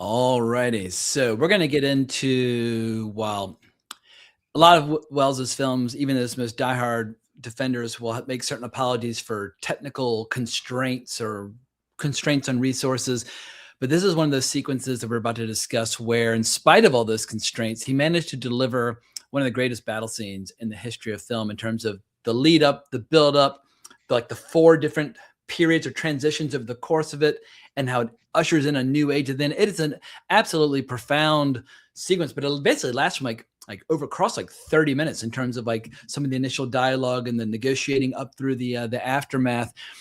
But this comes toward, if memory serves, this is basically like the climax to Henry IV Part 1, which I've never seen performed. I read it as I had a little trashy paperback of it. I read it on the set of Hannibal in the summer 2000, where apart from the morning and the evening, I had a lot of free time during the day. So I just ripped through a bunch of plays and books while on the set of Hannibal. And one of those was Henry IV Part 1.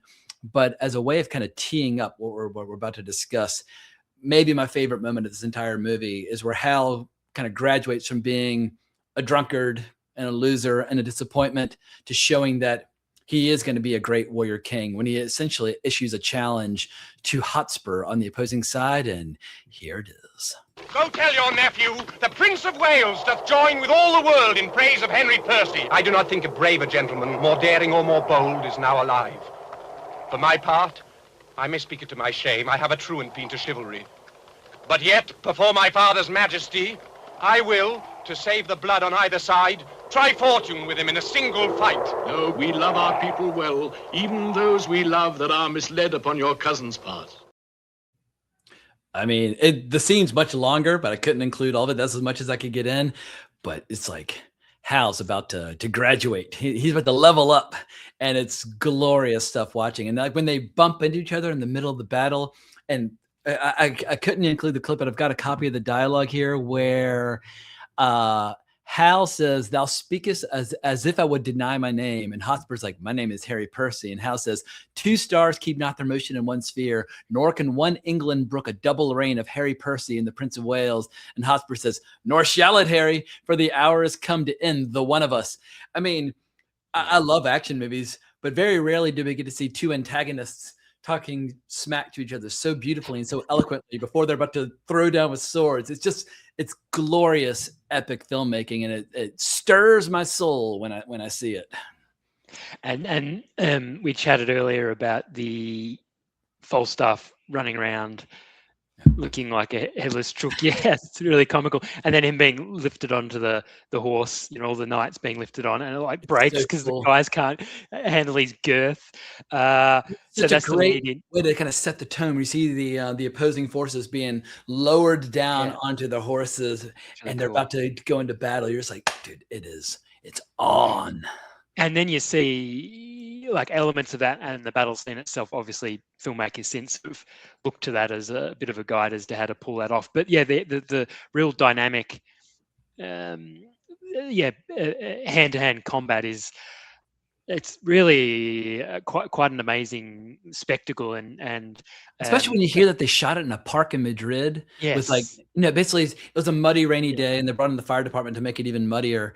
But that if you look at the rough footage, everything, you've got nothing. It's just a disaster. But he knew, I've got like my split second here and my split second there and my split second there. And he had it in his head, and he knew how he could assemble all these elements where you see the age of chivalry and gallant charges till toward the end of the very end of the battle. It's just like legs thrashing in the mud as people are being choked or stabbed with knives, and like all sense of honor and dignity, it's all been lost. And you watch an entire era draw to a close without a single word of dialogue. It's glorious stuff. And there's change. It sort of slows down and speeds up. And then I think McBride was saying that the way Wells conceptualized it was sort of a blow and then a blow from the other side, sort of like you got to feel for that backwards and forwards, and then the body of piles at the end in like a whole pool of slushy mud. You get it's very visceral. Like you can really feel the dirt and the grime and the blood. And it opens up the text, because as much as I love good Shakespeare adaptations, a common criticism for a lot of them is that they feel too stage bound. They feel theatrical, they feel stagey, and they feel stiff. The question always is, how do you open it up where it feels like a movie? And very few filmmakers have ever been able to achieve that. And in that sequence, Orson's like, well, here's how you do it. You set the text aside for a little while, and in purely visual terms, just go to fucking work. And yeah, you would think that he had 10,000 extras on hand and like months to shoot the scene in its final form. It is an awe-inspiring miracle of filmmaking that he achieved what he did with such finite resources. And it's probably the best example of what Wells said about, being a filmmaker, or maybe being a good filmmaker, is all about the editing. And that was the case with all his films. He always, you'd know more about the filmmaking process than me, but always differentiate between the editors and the cutters. So the people who are, physically capable of cutting up the film versus an editor like himself who conceptually understood the bits that needed to come together. And apparently the person one of the editors he was working with, I don't know which one it was. There's a few of them. Elena Jamandreau, Frederick Muller. I think it was Muller. There's another one, Peter Paraschiles. I think Muller almost went insane. He worked him.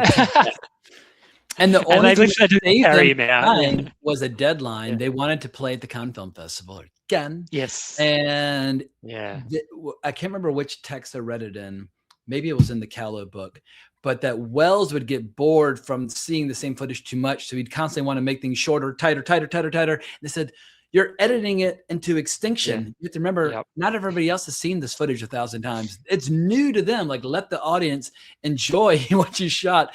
And if not for this deadline for the festival, Wells might have cut the movie into oblivion. So sometimes a deadline, when I mentioned earlier that trip I took to the UK as a senior, our teacher had a great line where he used to say, a hanging concentrates the mind wonderfully, because we would like worry about getting prepared for exams or tests or whatever, and whether or not we had enough time. He's like, look, you know when the test is coming, the hanging will concentrate your mind wonderfully. Take a nap and don't worry about it so much. But I've always carried that expression with me. But I'm looking at my clips right now. Here's a little taste before the battle starts, where once again we get to see what a badass Hotspur is as he's about to lead some of his soldiers into battle.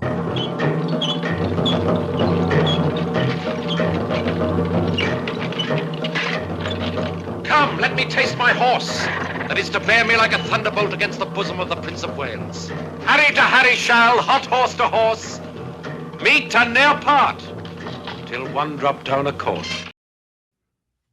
Dude, Hotspur. So good. What if Shakespeare had told the story from Hotspur's point of view? Yes. It might be like this, like the ultimate tragedy. Here you have this incredible knight who has his own reasons for why they're rebelling, and from his point of view, of course, they're in the right. So yeah, it would be a completely different story. And you have the great scene with him in the bath, and then his wife's there, and they're on the stairs. You get that sort of little incredible scenes. Yeah. He's in like scrubbing with the brush, and he's like angrily, like almost like a guy like today would be like yelling at the TV. He's reading letters from potential allies, and he's like smacking the letter and screaming and raging. Yeah. It's a brilliant character. It's incredibly well written and incredibly well played in this movie. So yeah, you can throw a dart and find a great performance in this movie. Totally, and I think that's why it works so well. Is that all the performances are really good. Then there's the I can't remember. I would have to look it up. The person who played Silence, and he has the stutter. Yeah, and they're going to recruit the men to join the army, and he can't even read out their names. It's quite a funny scene. So yeah, all of Falstaff and Hal's buddies, and eventually they all kind of get thrown aside. And the reason I named my profile on this Bardolph is that when I was studying Henry V as a senior, I always found it incredibly sad that you have that scene in Henry V where after this incredible battle, like all the men have gone out and they've been looting France against the rules or against Hal's wishes, and Hal has to hang one of his oldest friends. I was like, you know what, Bardolph, he was just he was kind of a simple guy. Probably just needed a firm hand to guide him to prevent him from doing that sort of thing. But yeah, not only does Hal kill Falstaff with a broken heart, he quite literally hangs Bardolph. So yeah, all of his old buddies sadly eventually fall by the wayside, and he's no longer able to be the fellow that he once was. But they had some great times back in the day. Well, it lasted, yeah. Walter Chiari, that's who played Silence. Gotcha. So yeah. That the transition for Hal from a buddy, like we'd call him a larrikin here. I don't know if that translates to anywhere else, but wait, say it again. Is that some good Aussie slang? Larrikin, Larrikin. In America, I guess you just call him a good old boy. He's just a good old boy. He's a good fella. Yeah. Good guy. To a king who had responsibilities and whatever else, was quite a transition that you're able to see in the film. Yeah, especially when you have like the world's greatest drunk kind of teaching you all the sins and vices of the world. A lot like how Wells's father taught him about the pleasures that were made available to him. And Wells has this great bit where he just leans into the speech where after they've won the Battle of Shrewsbury, how Falstaff's basically saying, well, now it's time to get shit-faced. And I got the tail end of his loving homage. I know Wells hated homages, but his loving homage to the allure of sack, which is basically, I've never had it. My understanding is it's just very, very strong wine, but the alcoholics of the world will need to tell me what precisely sack is. If I had 1,000 sons, the first humane principle I would teach them would be this: to forswear thin potations and to addict themselves to sack. Yeah, to forswear themselves from all thin potations and to addict themselves to sack. It's just, it's beautiful stuff. Yeah, and forget all those thin potations. Drink strong drink. Yeah, Falstaff, he definitely appreciated his strong drink.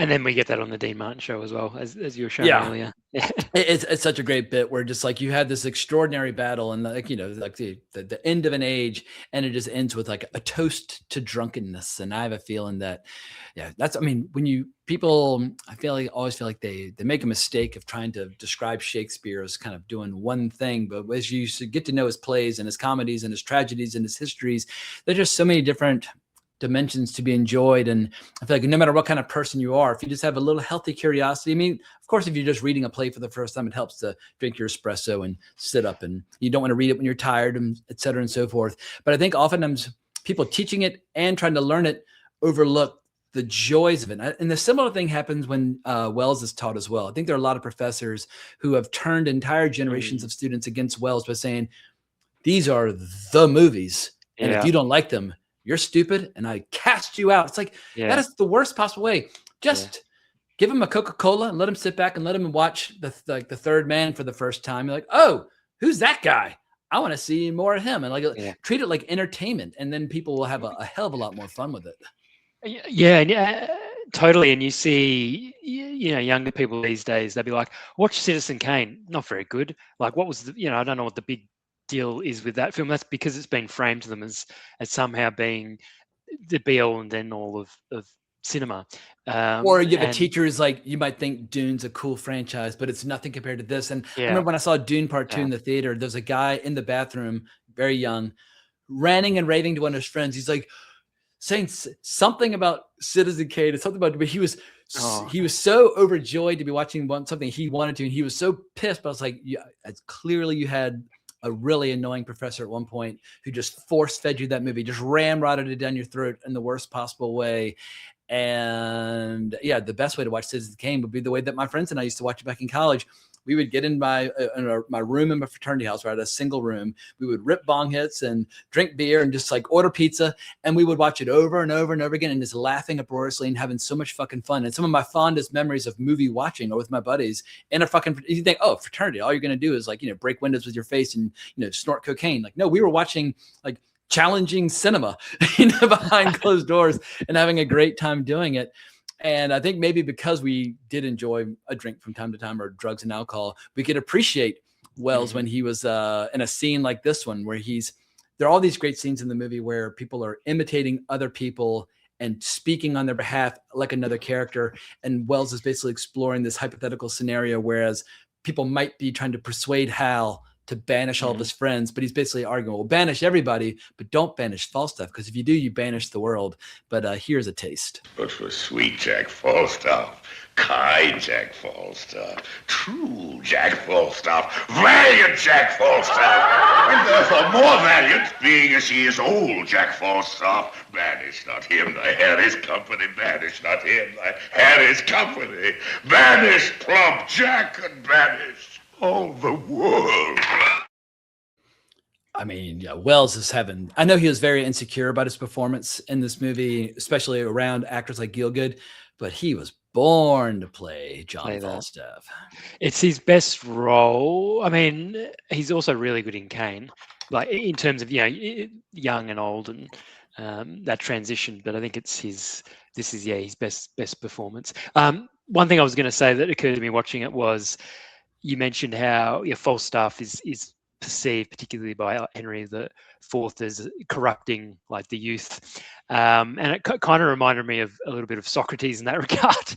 In that Socrates, I mean, for different reasons, was similarly accused of corrupting the minds of impressionable youth, getting them to question fundamentals, and then ended up coming to a pretty nasty death that he thought was justified, though. So sort of that was an interesting. Well, they made him drink hemlock.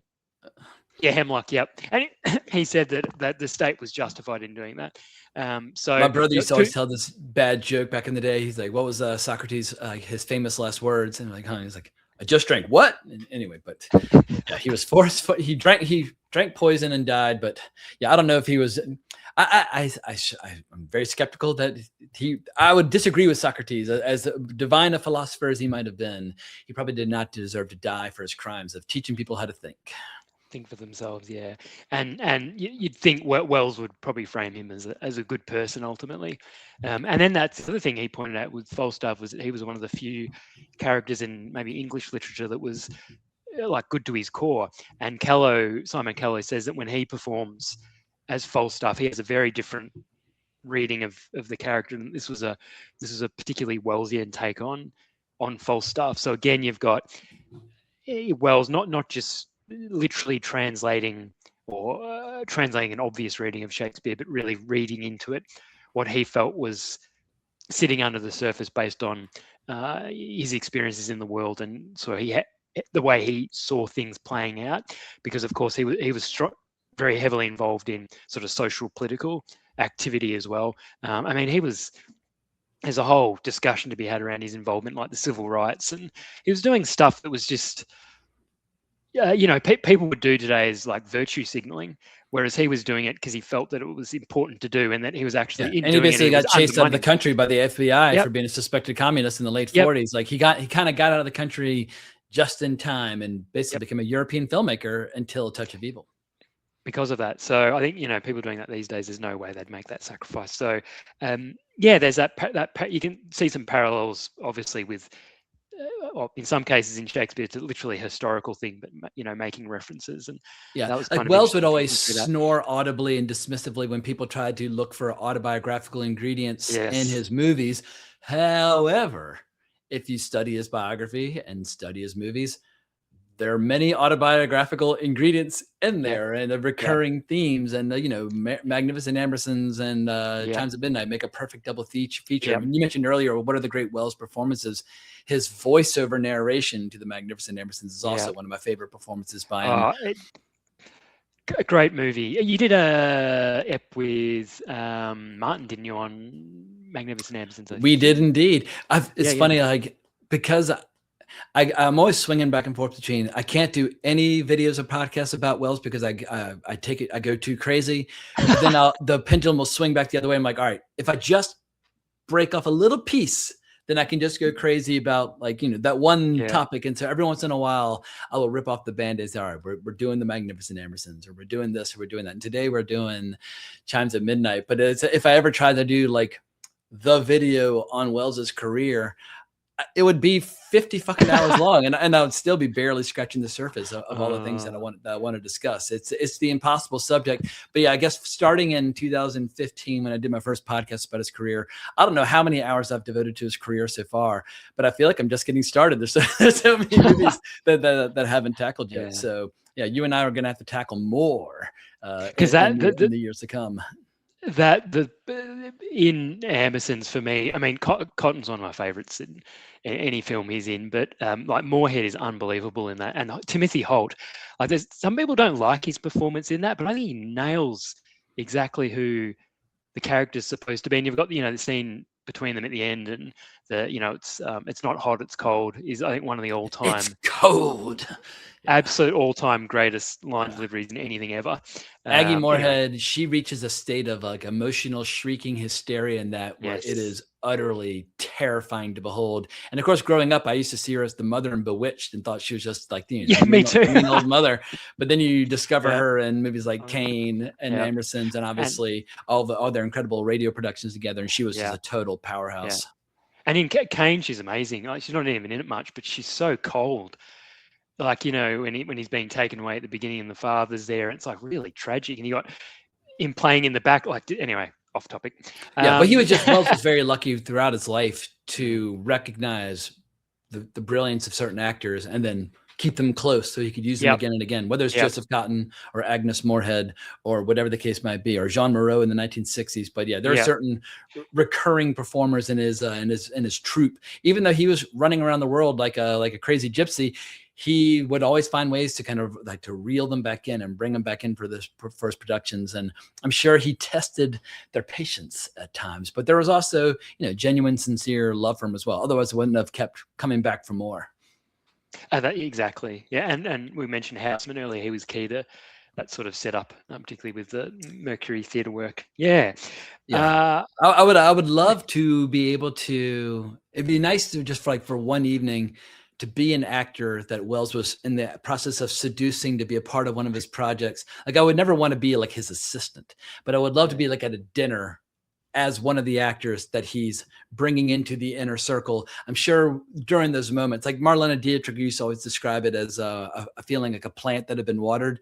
You know, she worked with him in the 40s, but in particular, she worked with him on Touch of Evil. But he just had this incredible, just like impact on people. But I imagine it was also very deliberate. He knew how to shine that beam of light on you and make you feel like the most magical person on the planet as needed. So it's easy to, as you get a little older and more cynical, to see like there's a calculating side to him, but also a genuine warmth where he just there are certain people that he loved and adored. But he had very complicated relationships with many people over the course of his life, especially as he started encountering so many professional challenges in the 1970s. And a lot of the younger people who worshipped him were starting to climb very quickly, like famously Bogdanovich. At the time where he was interviewing him for this book, it was the late 60s, and Bogdanovich was a writer about to become a very successful filmmaker. But in terms of like box office, he would rapidly outpace Orson very, very quickly in the 1970s, which made their relationship very difficult to maintain. Yeah, and then you've got his relationship with his like children and or lack thereof, or lack thereof. Chris children Welles, that he just ignored for decades at a time.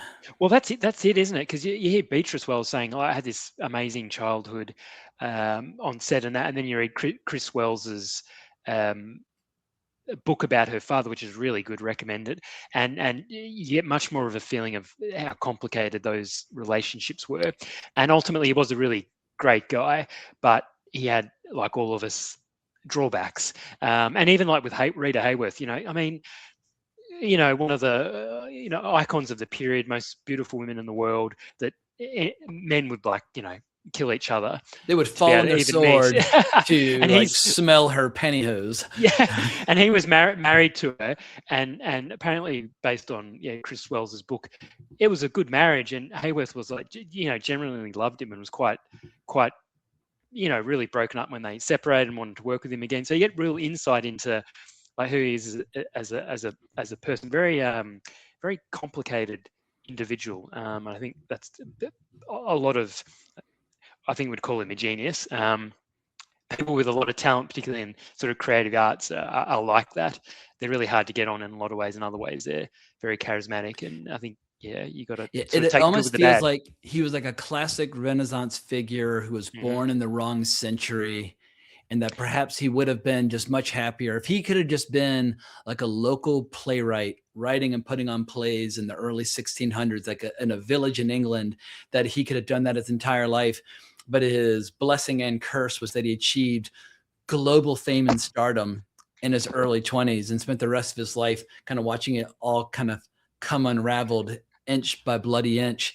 And that's another thing. Like, everybody loves a comeback, but it's another thing when you see somebody getting such tremendous artistic and commercial success at such a young age. I'm sure there are plenty of people who just, enjoyed every single step of the journey from age 25 to 70 as his life just kept spiraling down. And of course, you would have these like moments, like fans of the Transformers in the 80s, like, what are you talking about? He was Unicron. He was like, what an amazing role. But those opportunities were sadly few and far between. But he was Unicron. That was one of his last big movies, the Transformers movie. Yeah. So, he's connected with a lot of different audiences. Just before we go on, my absolute favorite description of Welles is Jean Moreau. Do you mind if I read it? It's not long. Oh, let it rip. That's why we're here. To me, Orson is so much like a destitute king. A destitute king, not because he was thrown away from the kingdom, but because on this earth, the way the world is, there is no kingdom good enough for Orson Welles. I've heard also some other people lovingly but condescendingly say he reminds them of a dog who goes out into your garden, rips it to pieces, and then passes out, and then you find the dog asleep, surrounded by the evidence of all the terrible things that he's done, but you love the dog so much you can't help but still pet it and rub its belly, in spite of the fact that it's been doing all this damage. So it's why he's so multidimensional and so irresistibly fascinating and so endlessly rewarding when you study his life and his career. But since we haven't played the clip yet, and that the movie is called Chimes at Midnight, I probably should share the clip where he utters those immortal lines. Jesus, the days that we have seen. Ah, Sir John, said I well? We have heard the chimes at midnight, Master Robert Sherlock. That we have, that we have, that we have. In faith, Sir John, we have. And that's right before the credits, but it takes place obviously very late in the story, but it might as well be Welles himself. And he was not quite 50 years old when he made this, but it feels like he's already like 500 when he makes this. He's had so many incredible experiences and so many horrible experiences, but like his life has been so complicated up to this point. And he was, knocking at the door of becoming a total failure in his eyes. And people were suing him and the IRS was chasing him. Like, you always get the feeling that like the hounds were nipping at his heels and just about to catch him. But Welles might as well be describing his own life at the point. We have heard the chimes of midnight. And I feel like you can read into that on so many different levels in terms of the play and his life. And what for you, what does he mean when he says we have heard the chimes at midnight? Because for me, it's almost like, Robert Johnson, the famous blues singer, talking about the hellhounds are on my trail. That's what I feel like. It's like they time is almost up for both Orson and John Falstaff. I think so. And just that close up is just, the way that's framed and constructed is perfection as well. Like opening with that, I think that parallel is certainly there. It's a acknowledgement of good times have passed, and that perhaps things are going to catch up, and things may not be as good going forward. They may be actually quite terrible. But there's also an element of, like a small glimmer of hope in there as well. So it's sort of a combination of acceptance, but also a little bit of a indication of the potential to still sort of push back and realize something different moving forward. So I think, now that you mention, I think it very much for Welles at that point in his career was summing up where he was at, and that. Often it's said that like leading up to Kane, he had like the best luck ever. I think McBride said this, and then after Kane, he had all the bad luck. But I tend to agree more with your reading of it. A lot of it was like self-inflicted. So I think, and I mean, I don't think he'd deny that either. But it is interesting looking at each of his films and when they were made, how it links to what was happening in his personal life. And I guess the tragedy of his life is that he fell in love with this medium that is so expensive. And nowadays, if he does that on iPhone, he could just go off and make YouTube videos until the end of time. But he fell in love with a very expensive mistress, where if he just stayed in theater and radio, maybe he could have transitioned to TV at a certain point, and he could have had such a different life. But he just fell in love with this astonishing medium called film and spent his entire life chasing that mistress. And while we as, Welles aficionados now can appreciate the fact that we have all these wonderful books and all these amazing movies, and like you could spend days just watching documentaries about his career. Like we had this wealth of stuff just to enjoy, but he never knew. I mean, he obviously knew that there were a lot of filmmakers that like William Friedkin who really looked up to him and admired him. But it makes me very sad that on his deathbed, he probably thought, oh my God, like no one's going to know what might have been or what I've accomplished, or no one's ever going to be able to see this, or no one's going to ever be able to see that. I wish there was some way to know that, like, that his reputation is grander than ever, and that his films are more readily available than ever before. And that while there are plenty of undergraduates like, Welles is boring, like, fuck Kane, like, well, fuck that student, I don't give a shit. There are plenty of people around the world that love and adore his work incredibly passionately. And you could probably argue that now there are probably more Welles fans than ever before. And is he in vogue the way he was in the early 70s, where like the new Hollywood and the film school generation worshipped him like a god? Probably not. I doubt there's many filmmakers today that obsess over him as there were in the early 70s. But there are probably a hell of a lot more film enthusiasts and writers and connoisseurs and commentators that are more familiar with his work than ever before. And so, I never really spent too much time worrying about, like the state of film culture when it comes to his career, because the fact that we still have so many writers out there writing incredible books and making documentaries, it just shows that Welles, if anything, is more alive than ever before. And Beatrice Welles says that if her father was alive, he would have been really chuffed with the fact that Chimes at Midnight was now available in a form in which you could hear the audio was good. It was crystal clear. So she seemed to be of that opinion. So it just I came to mind. was of two minds with that movie because the scenes that we know he cut feel so like Welles and they're so great, but there's nothing worse than watching an approximation of somebody trying to capture his editing style. I remember when the movie first started and there's some like rapid fire montages and there's that Peter Bogdanovich voiceover and I was like, oh no, like this is going to be a catastrophe. And he's just like making references to cell phones and things like that. I was like, this is a disaster. Then once we got into the rhythms of the movie and there were certain scenes that I know Welles finished, then I was able to get on its wavelength, but nobody can edit like Welles because he did. It's just impossible. He edited it in such an instinctive way that no other person could ever come across his found footage and put it like no one could do the battle scene from Chimes at Midnight like Welles. If you just had the raw footage and you said make it like Welles, it's not possible. Yeah, no, he was certainly one of a kind. You can't. There's no way of replicating the way he worked with film, and that's sort of been lost. But hopefully, people will continue to appreciate his work moving forward. I was going to say, have you seen Hopper Welles? You know what? Tony Stella did that incredible poster for, which I loved, but I've only seen excerpts or clips from it. I don't think I've seen it in its entirety. Oh, so good. You'll love that. I saw it at Melbourne International Film Festival a couple of years ago. I've been trying to... Is it just like a sit down between the two of them? Yes. Talking about... Yeah. Around when he's making The Other Side of the Wind.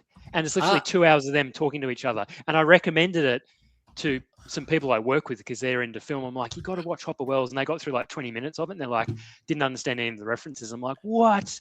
This is the best thing ever. Well, I'm going to rent it right now on Prime you'll Video. love it, James. Yeah, it's so good. It's one of those things where it's like, sometimes because I know that when I go on a Welles kick, I kind of go temporarily insane for a couple of days, if not weeks, where I'm almost kind of like reluctant to see like new documentaries and they come out like, oh no, it's gonna like ignite the fervor and I'm gonna go insane again.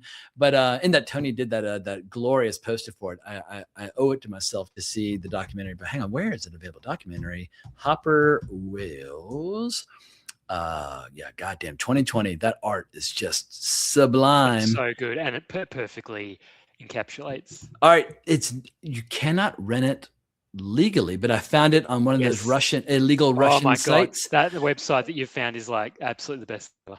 Yeah. Anyway, I will I will watch it there because for whatever reason it's what's criminal is that here we are in an era where so much of his work is so readily available, but even a new documentary somehow suffers the curse of not being readily available. That makes zero sense to me. I think it was actually put together by maybe Scandinavians or something. I don't know. It wasn't Americans, and I don't think the release had very good release. If it was on physical, I've been waiting for the physical release. I'll buy that in a second. I saw it twice. Gotcha. Yeah, and I thought it was all the stuff that we've spoken about and in other discussions we've had about Welles and how he worked is in this as well. But you've got the addition of having Dennis Hopper there, which is even like his great actor, who may or may not have been in a state of altered consciousness because in the 70s, sure he was. when he was what was his follow up to Easy Rider, the second film that he directed that took years to come out because he was just I can't remember. I'm blanking out, but anyway, it was not successful like Easy Rider was. But anyway, he was suffering from his own demons. Welles had different professional struggles than Dennis, but Dennis Hopper in the 1970s almost became completely unemployable. So yeah, he had his own battles that he had to overcome, and then obviously he had his major comeback in the 80s and 90s, and now everybody loves Dennis Hopper. And Welles gives him a bit of crap about Easy Rider. Oh God! And they talk about why it was received that way by the general public, like what's the meaning of that, like it's like a really in-depth complex discussion about cinema and personal relationships, and you don't even see you don't see Welles at all. I think you just hear his voice. You just see Dennis Hopper sitting there and there's a lamp and there's people coming past. You might grab a bit of food.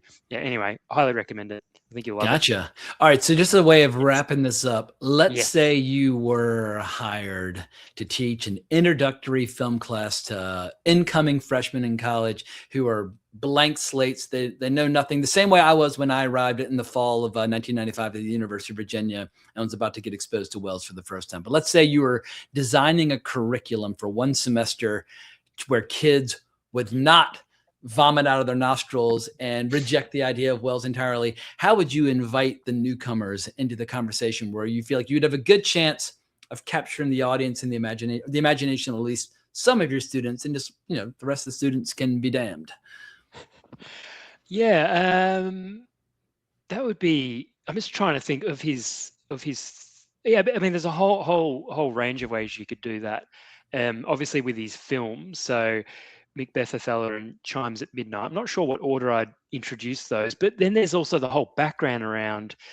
You'd have to. I think it'd be really important to engage them with this idea of Wells as a young man at school, falling in love with Shakespeare and what that meant to him as a person, and his developing identity, and then how he was able to take that love or passion and express it in a way that others could enjoy and really get something out of, including so like the all black version of Macbeth, so all sort of those historical details, and then I definitely try and emphasize the way that for Wells, Shakespeare wasn't just an object of study or source material. It was part of who he was as a person, and then so like the Dean Martin clip perfectly encapsulates that, in the sense that you've got Wells as a performer, like performing Shakespeare, then you've got him really embracing the performative aspect of what it means to engage deeply and meaningfully with that work. It's not about engaging with abstract ideas. It's about relationships and how people relate to each other and how they see themselves and how they project themselves on the world. So, you'd want to throw in there some context around, other ways in which Shakespeare's been adapted, and discussions around, performing on stage. And actually, the other thing that's come up is that Hamnet movie, which I haven't seen yet, the Chloe Zhao. I saw it. Okay, I'm going to see it because I want to see how. I don't want it to be bad, but I don't have high hopes. But with her, she's getting worse every film. If you like Hamlet, I'll say that the very end of the movie where they put on, you get an abbreviated version of some of the highlights. Right. That scene is a lot of fun. But like for me, when I was in high school, I studied Hamlet as well as Rosencrantz and Guildenstern Are Dead, and I've seen multiple movie adaptations, and I saw it on the stage in London. So if you're interested in Hamlet, it's just yet another kind of add-on. Yeah. But I wouldn't start the journey with Hamnet. But but if at the very end, Shakespeare buffs will have a good time. Yeah, it's just interesting in terms of so in making that, because she's Chloe Zhao's Chinese American, I think. Yes. And I think she was saying that her English wasn't at a level where she felt she could properly interpret Shakespeare. So she went on Paul Mescal's advice that it's not about the written words, it's about how you feel about it. And then there was a whole discussion around, well, you've entirely missed the point of partly of what Shakespeare's about, because he is about the words. And Wells was definitely onto that, even though he played around with it a bit. But just in terms of a contemporary example of how we're moving in a direction where perhaps Shakespeare's work will be interpreted in increasingly different ways by different people, and there are pros and cons in that. Especially we're in an era where, for the first time in over a century, literacy rates are on the decline. I'm like, that's not a positive development to civilization. No.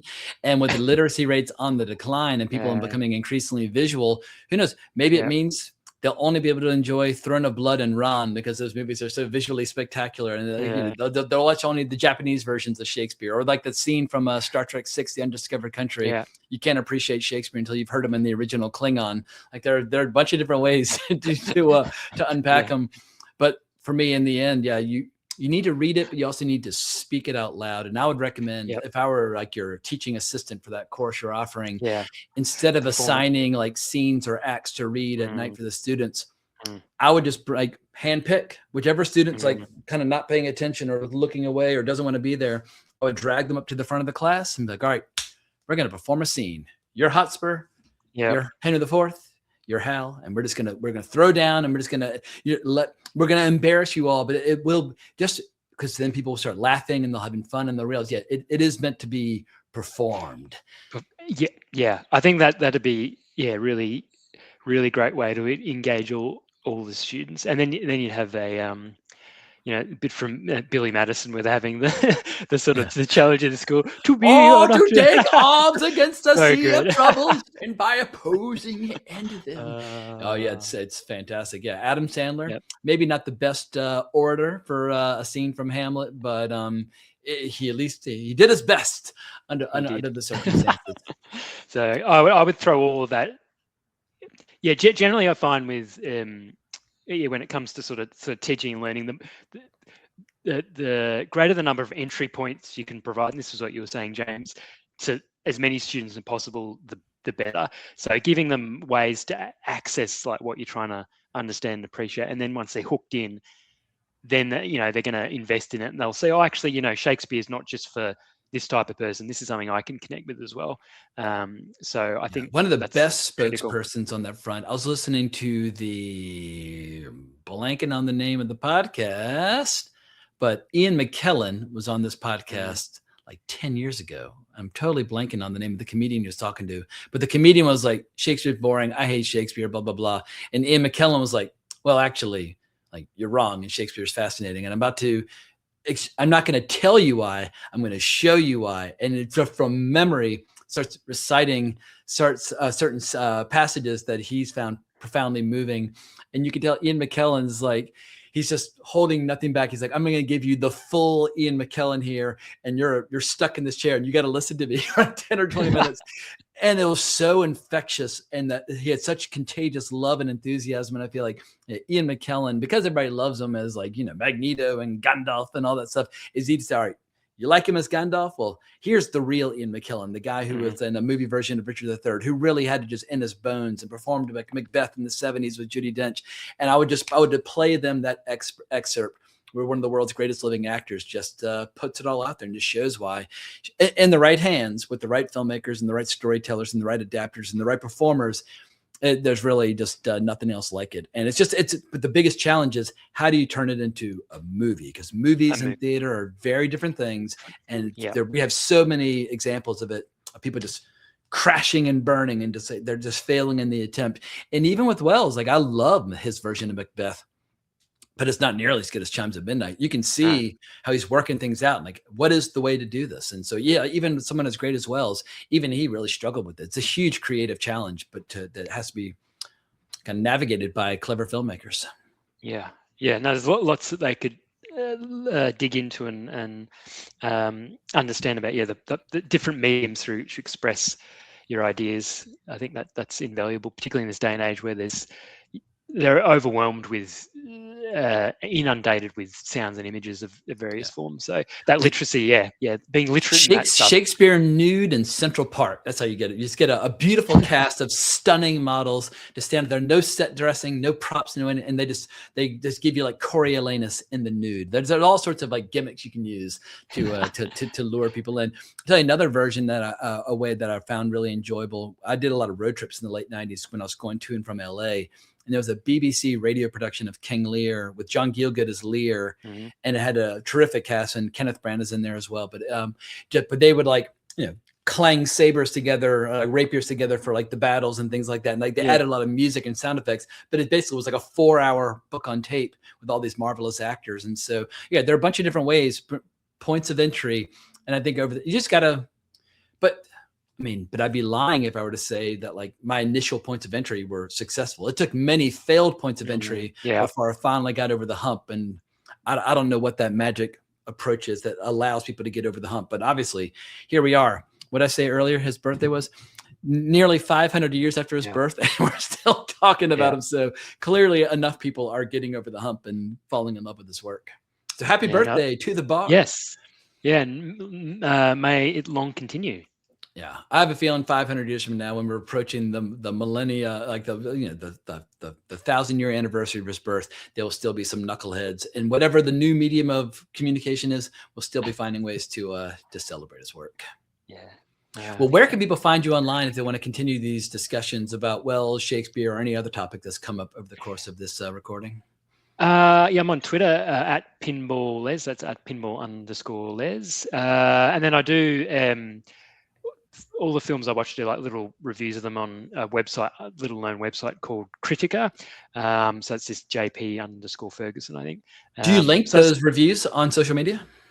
Sometimes I do, but I should do more of it. It's sort of, I don't know, I don't particularly like Letterboxd. I find this is better because it's the scope to express your ideas is a lot more suited to sort of getting at some of the interesting things about film. And you have a rating scale as well, but instead of from 0 to 5, it's like you can set it yourself from 0 to 100, so you can have different levels of fine-grained differentiation. Yeah. And I've found over time I'm getting better and better. I can start watching something like, on my scale.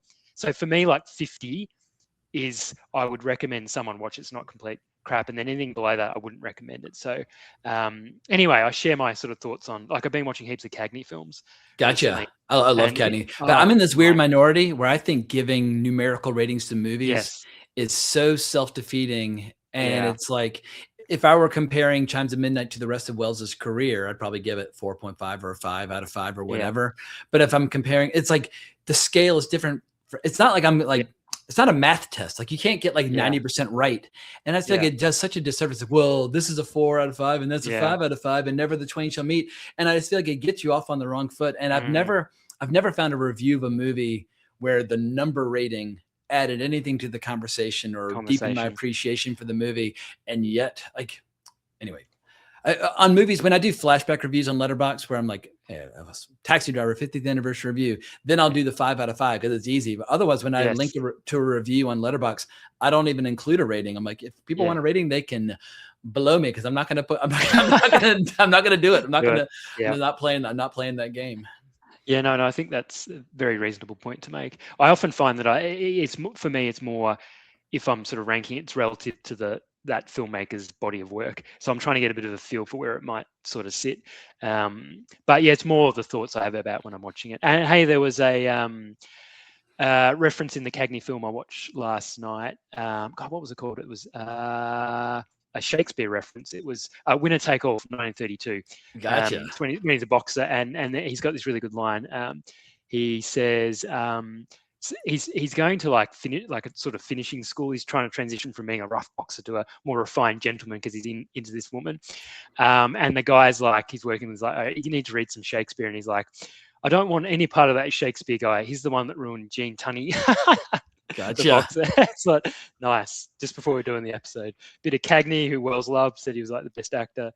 And a bit of Shakespeare. So yeah, but having a few Shakespeare quotes in your back pocket is so great. Like this movie has so many great ones. Like the one that before we started recording, I sent you a DM. Is that our hands are full of business, let's away, and that's what John Gielgud says to his son in this movie. And that's so great. Like we've got shit to do. Like our hands are full of business, let's away. Or like the line about like what's the line about heavy lies the crown in any event? John Gielgud has that legendary line about the burdens of leadership, and these plays are just overflowing with some of the most classic lines from all of Shakespeare. I used to have a book of Shakespeare insults and like Shakespeare like rallying cries for drinking, but somehow I misplaced it over the years. But it was a good one. But in any case, it has been an absolute hoot and a half getting to record with you again. And let's not let it be as long between recordings again before our next recording.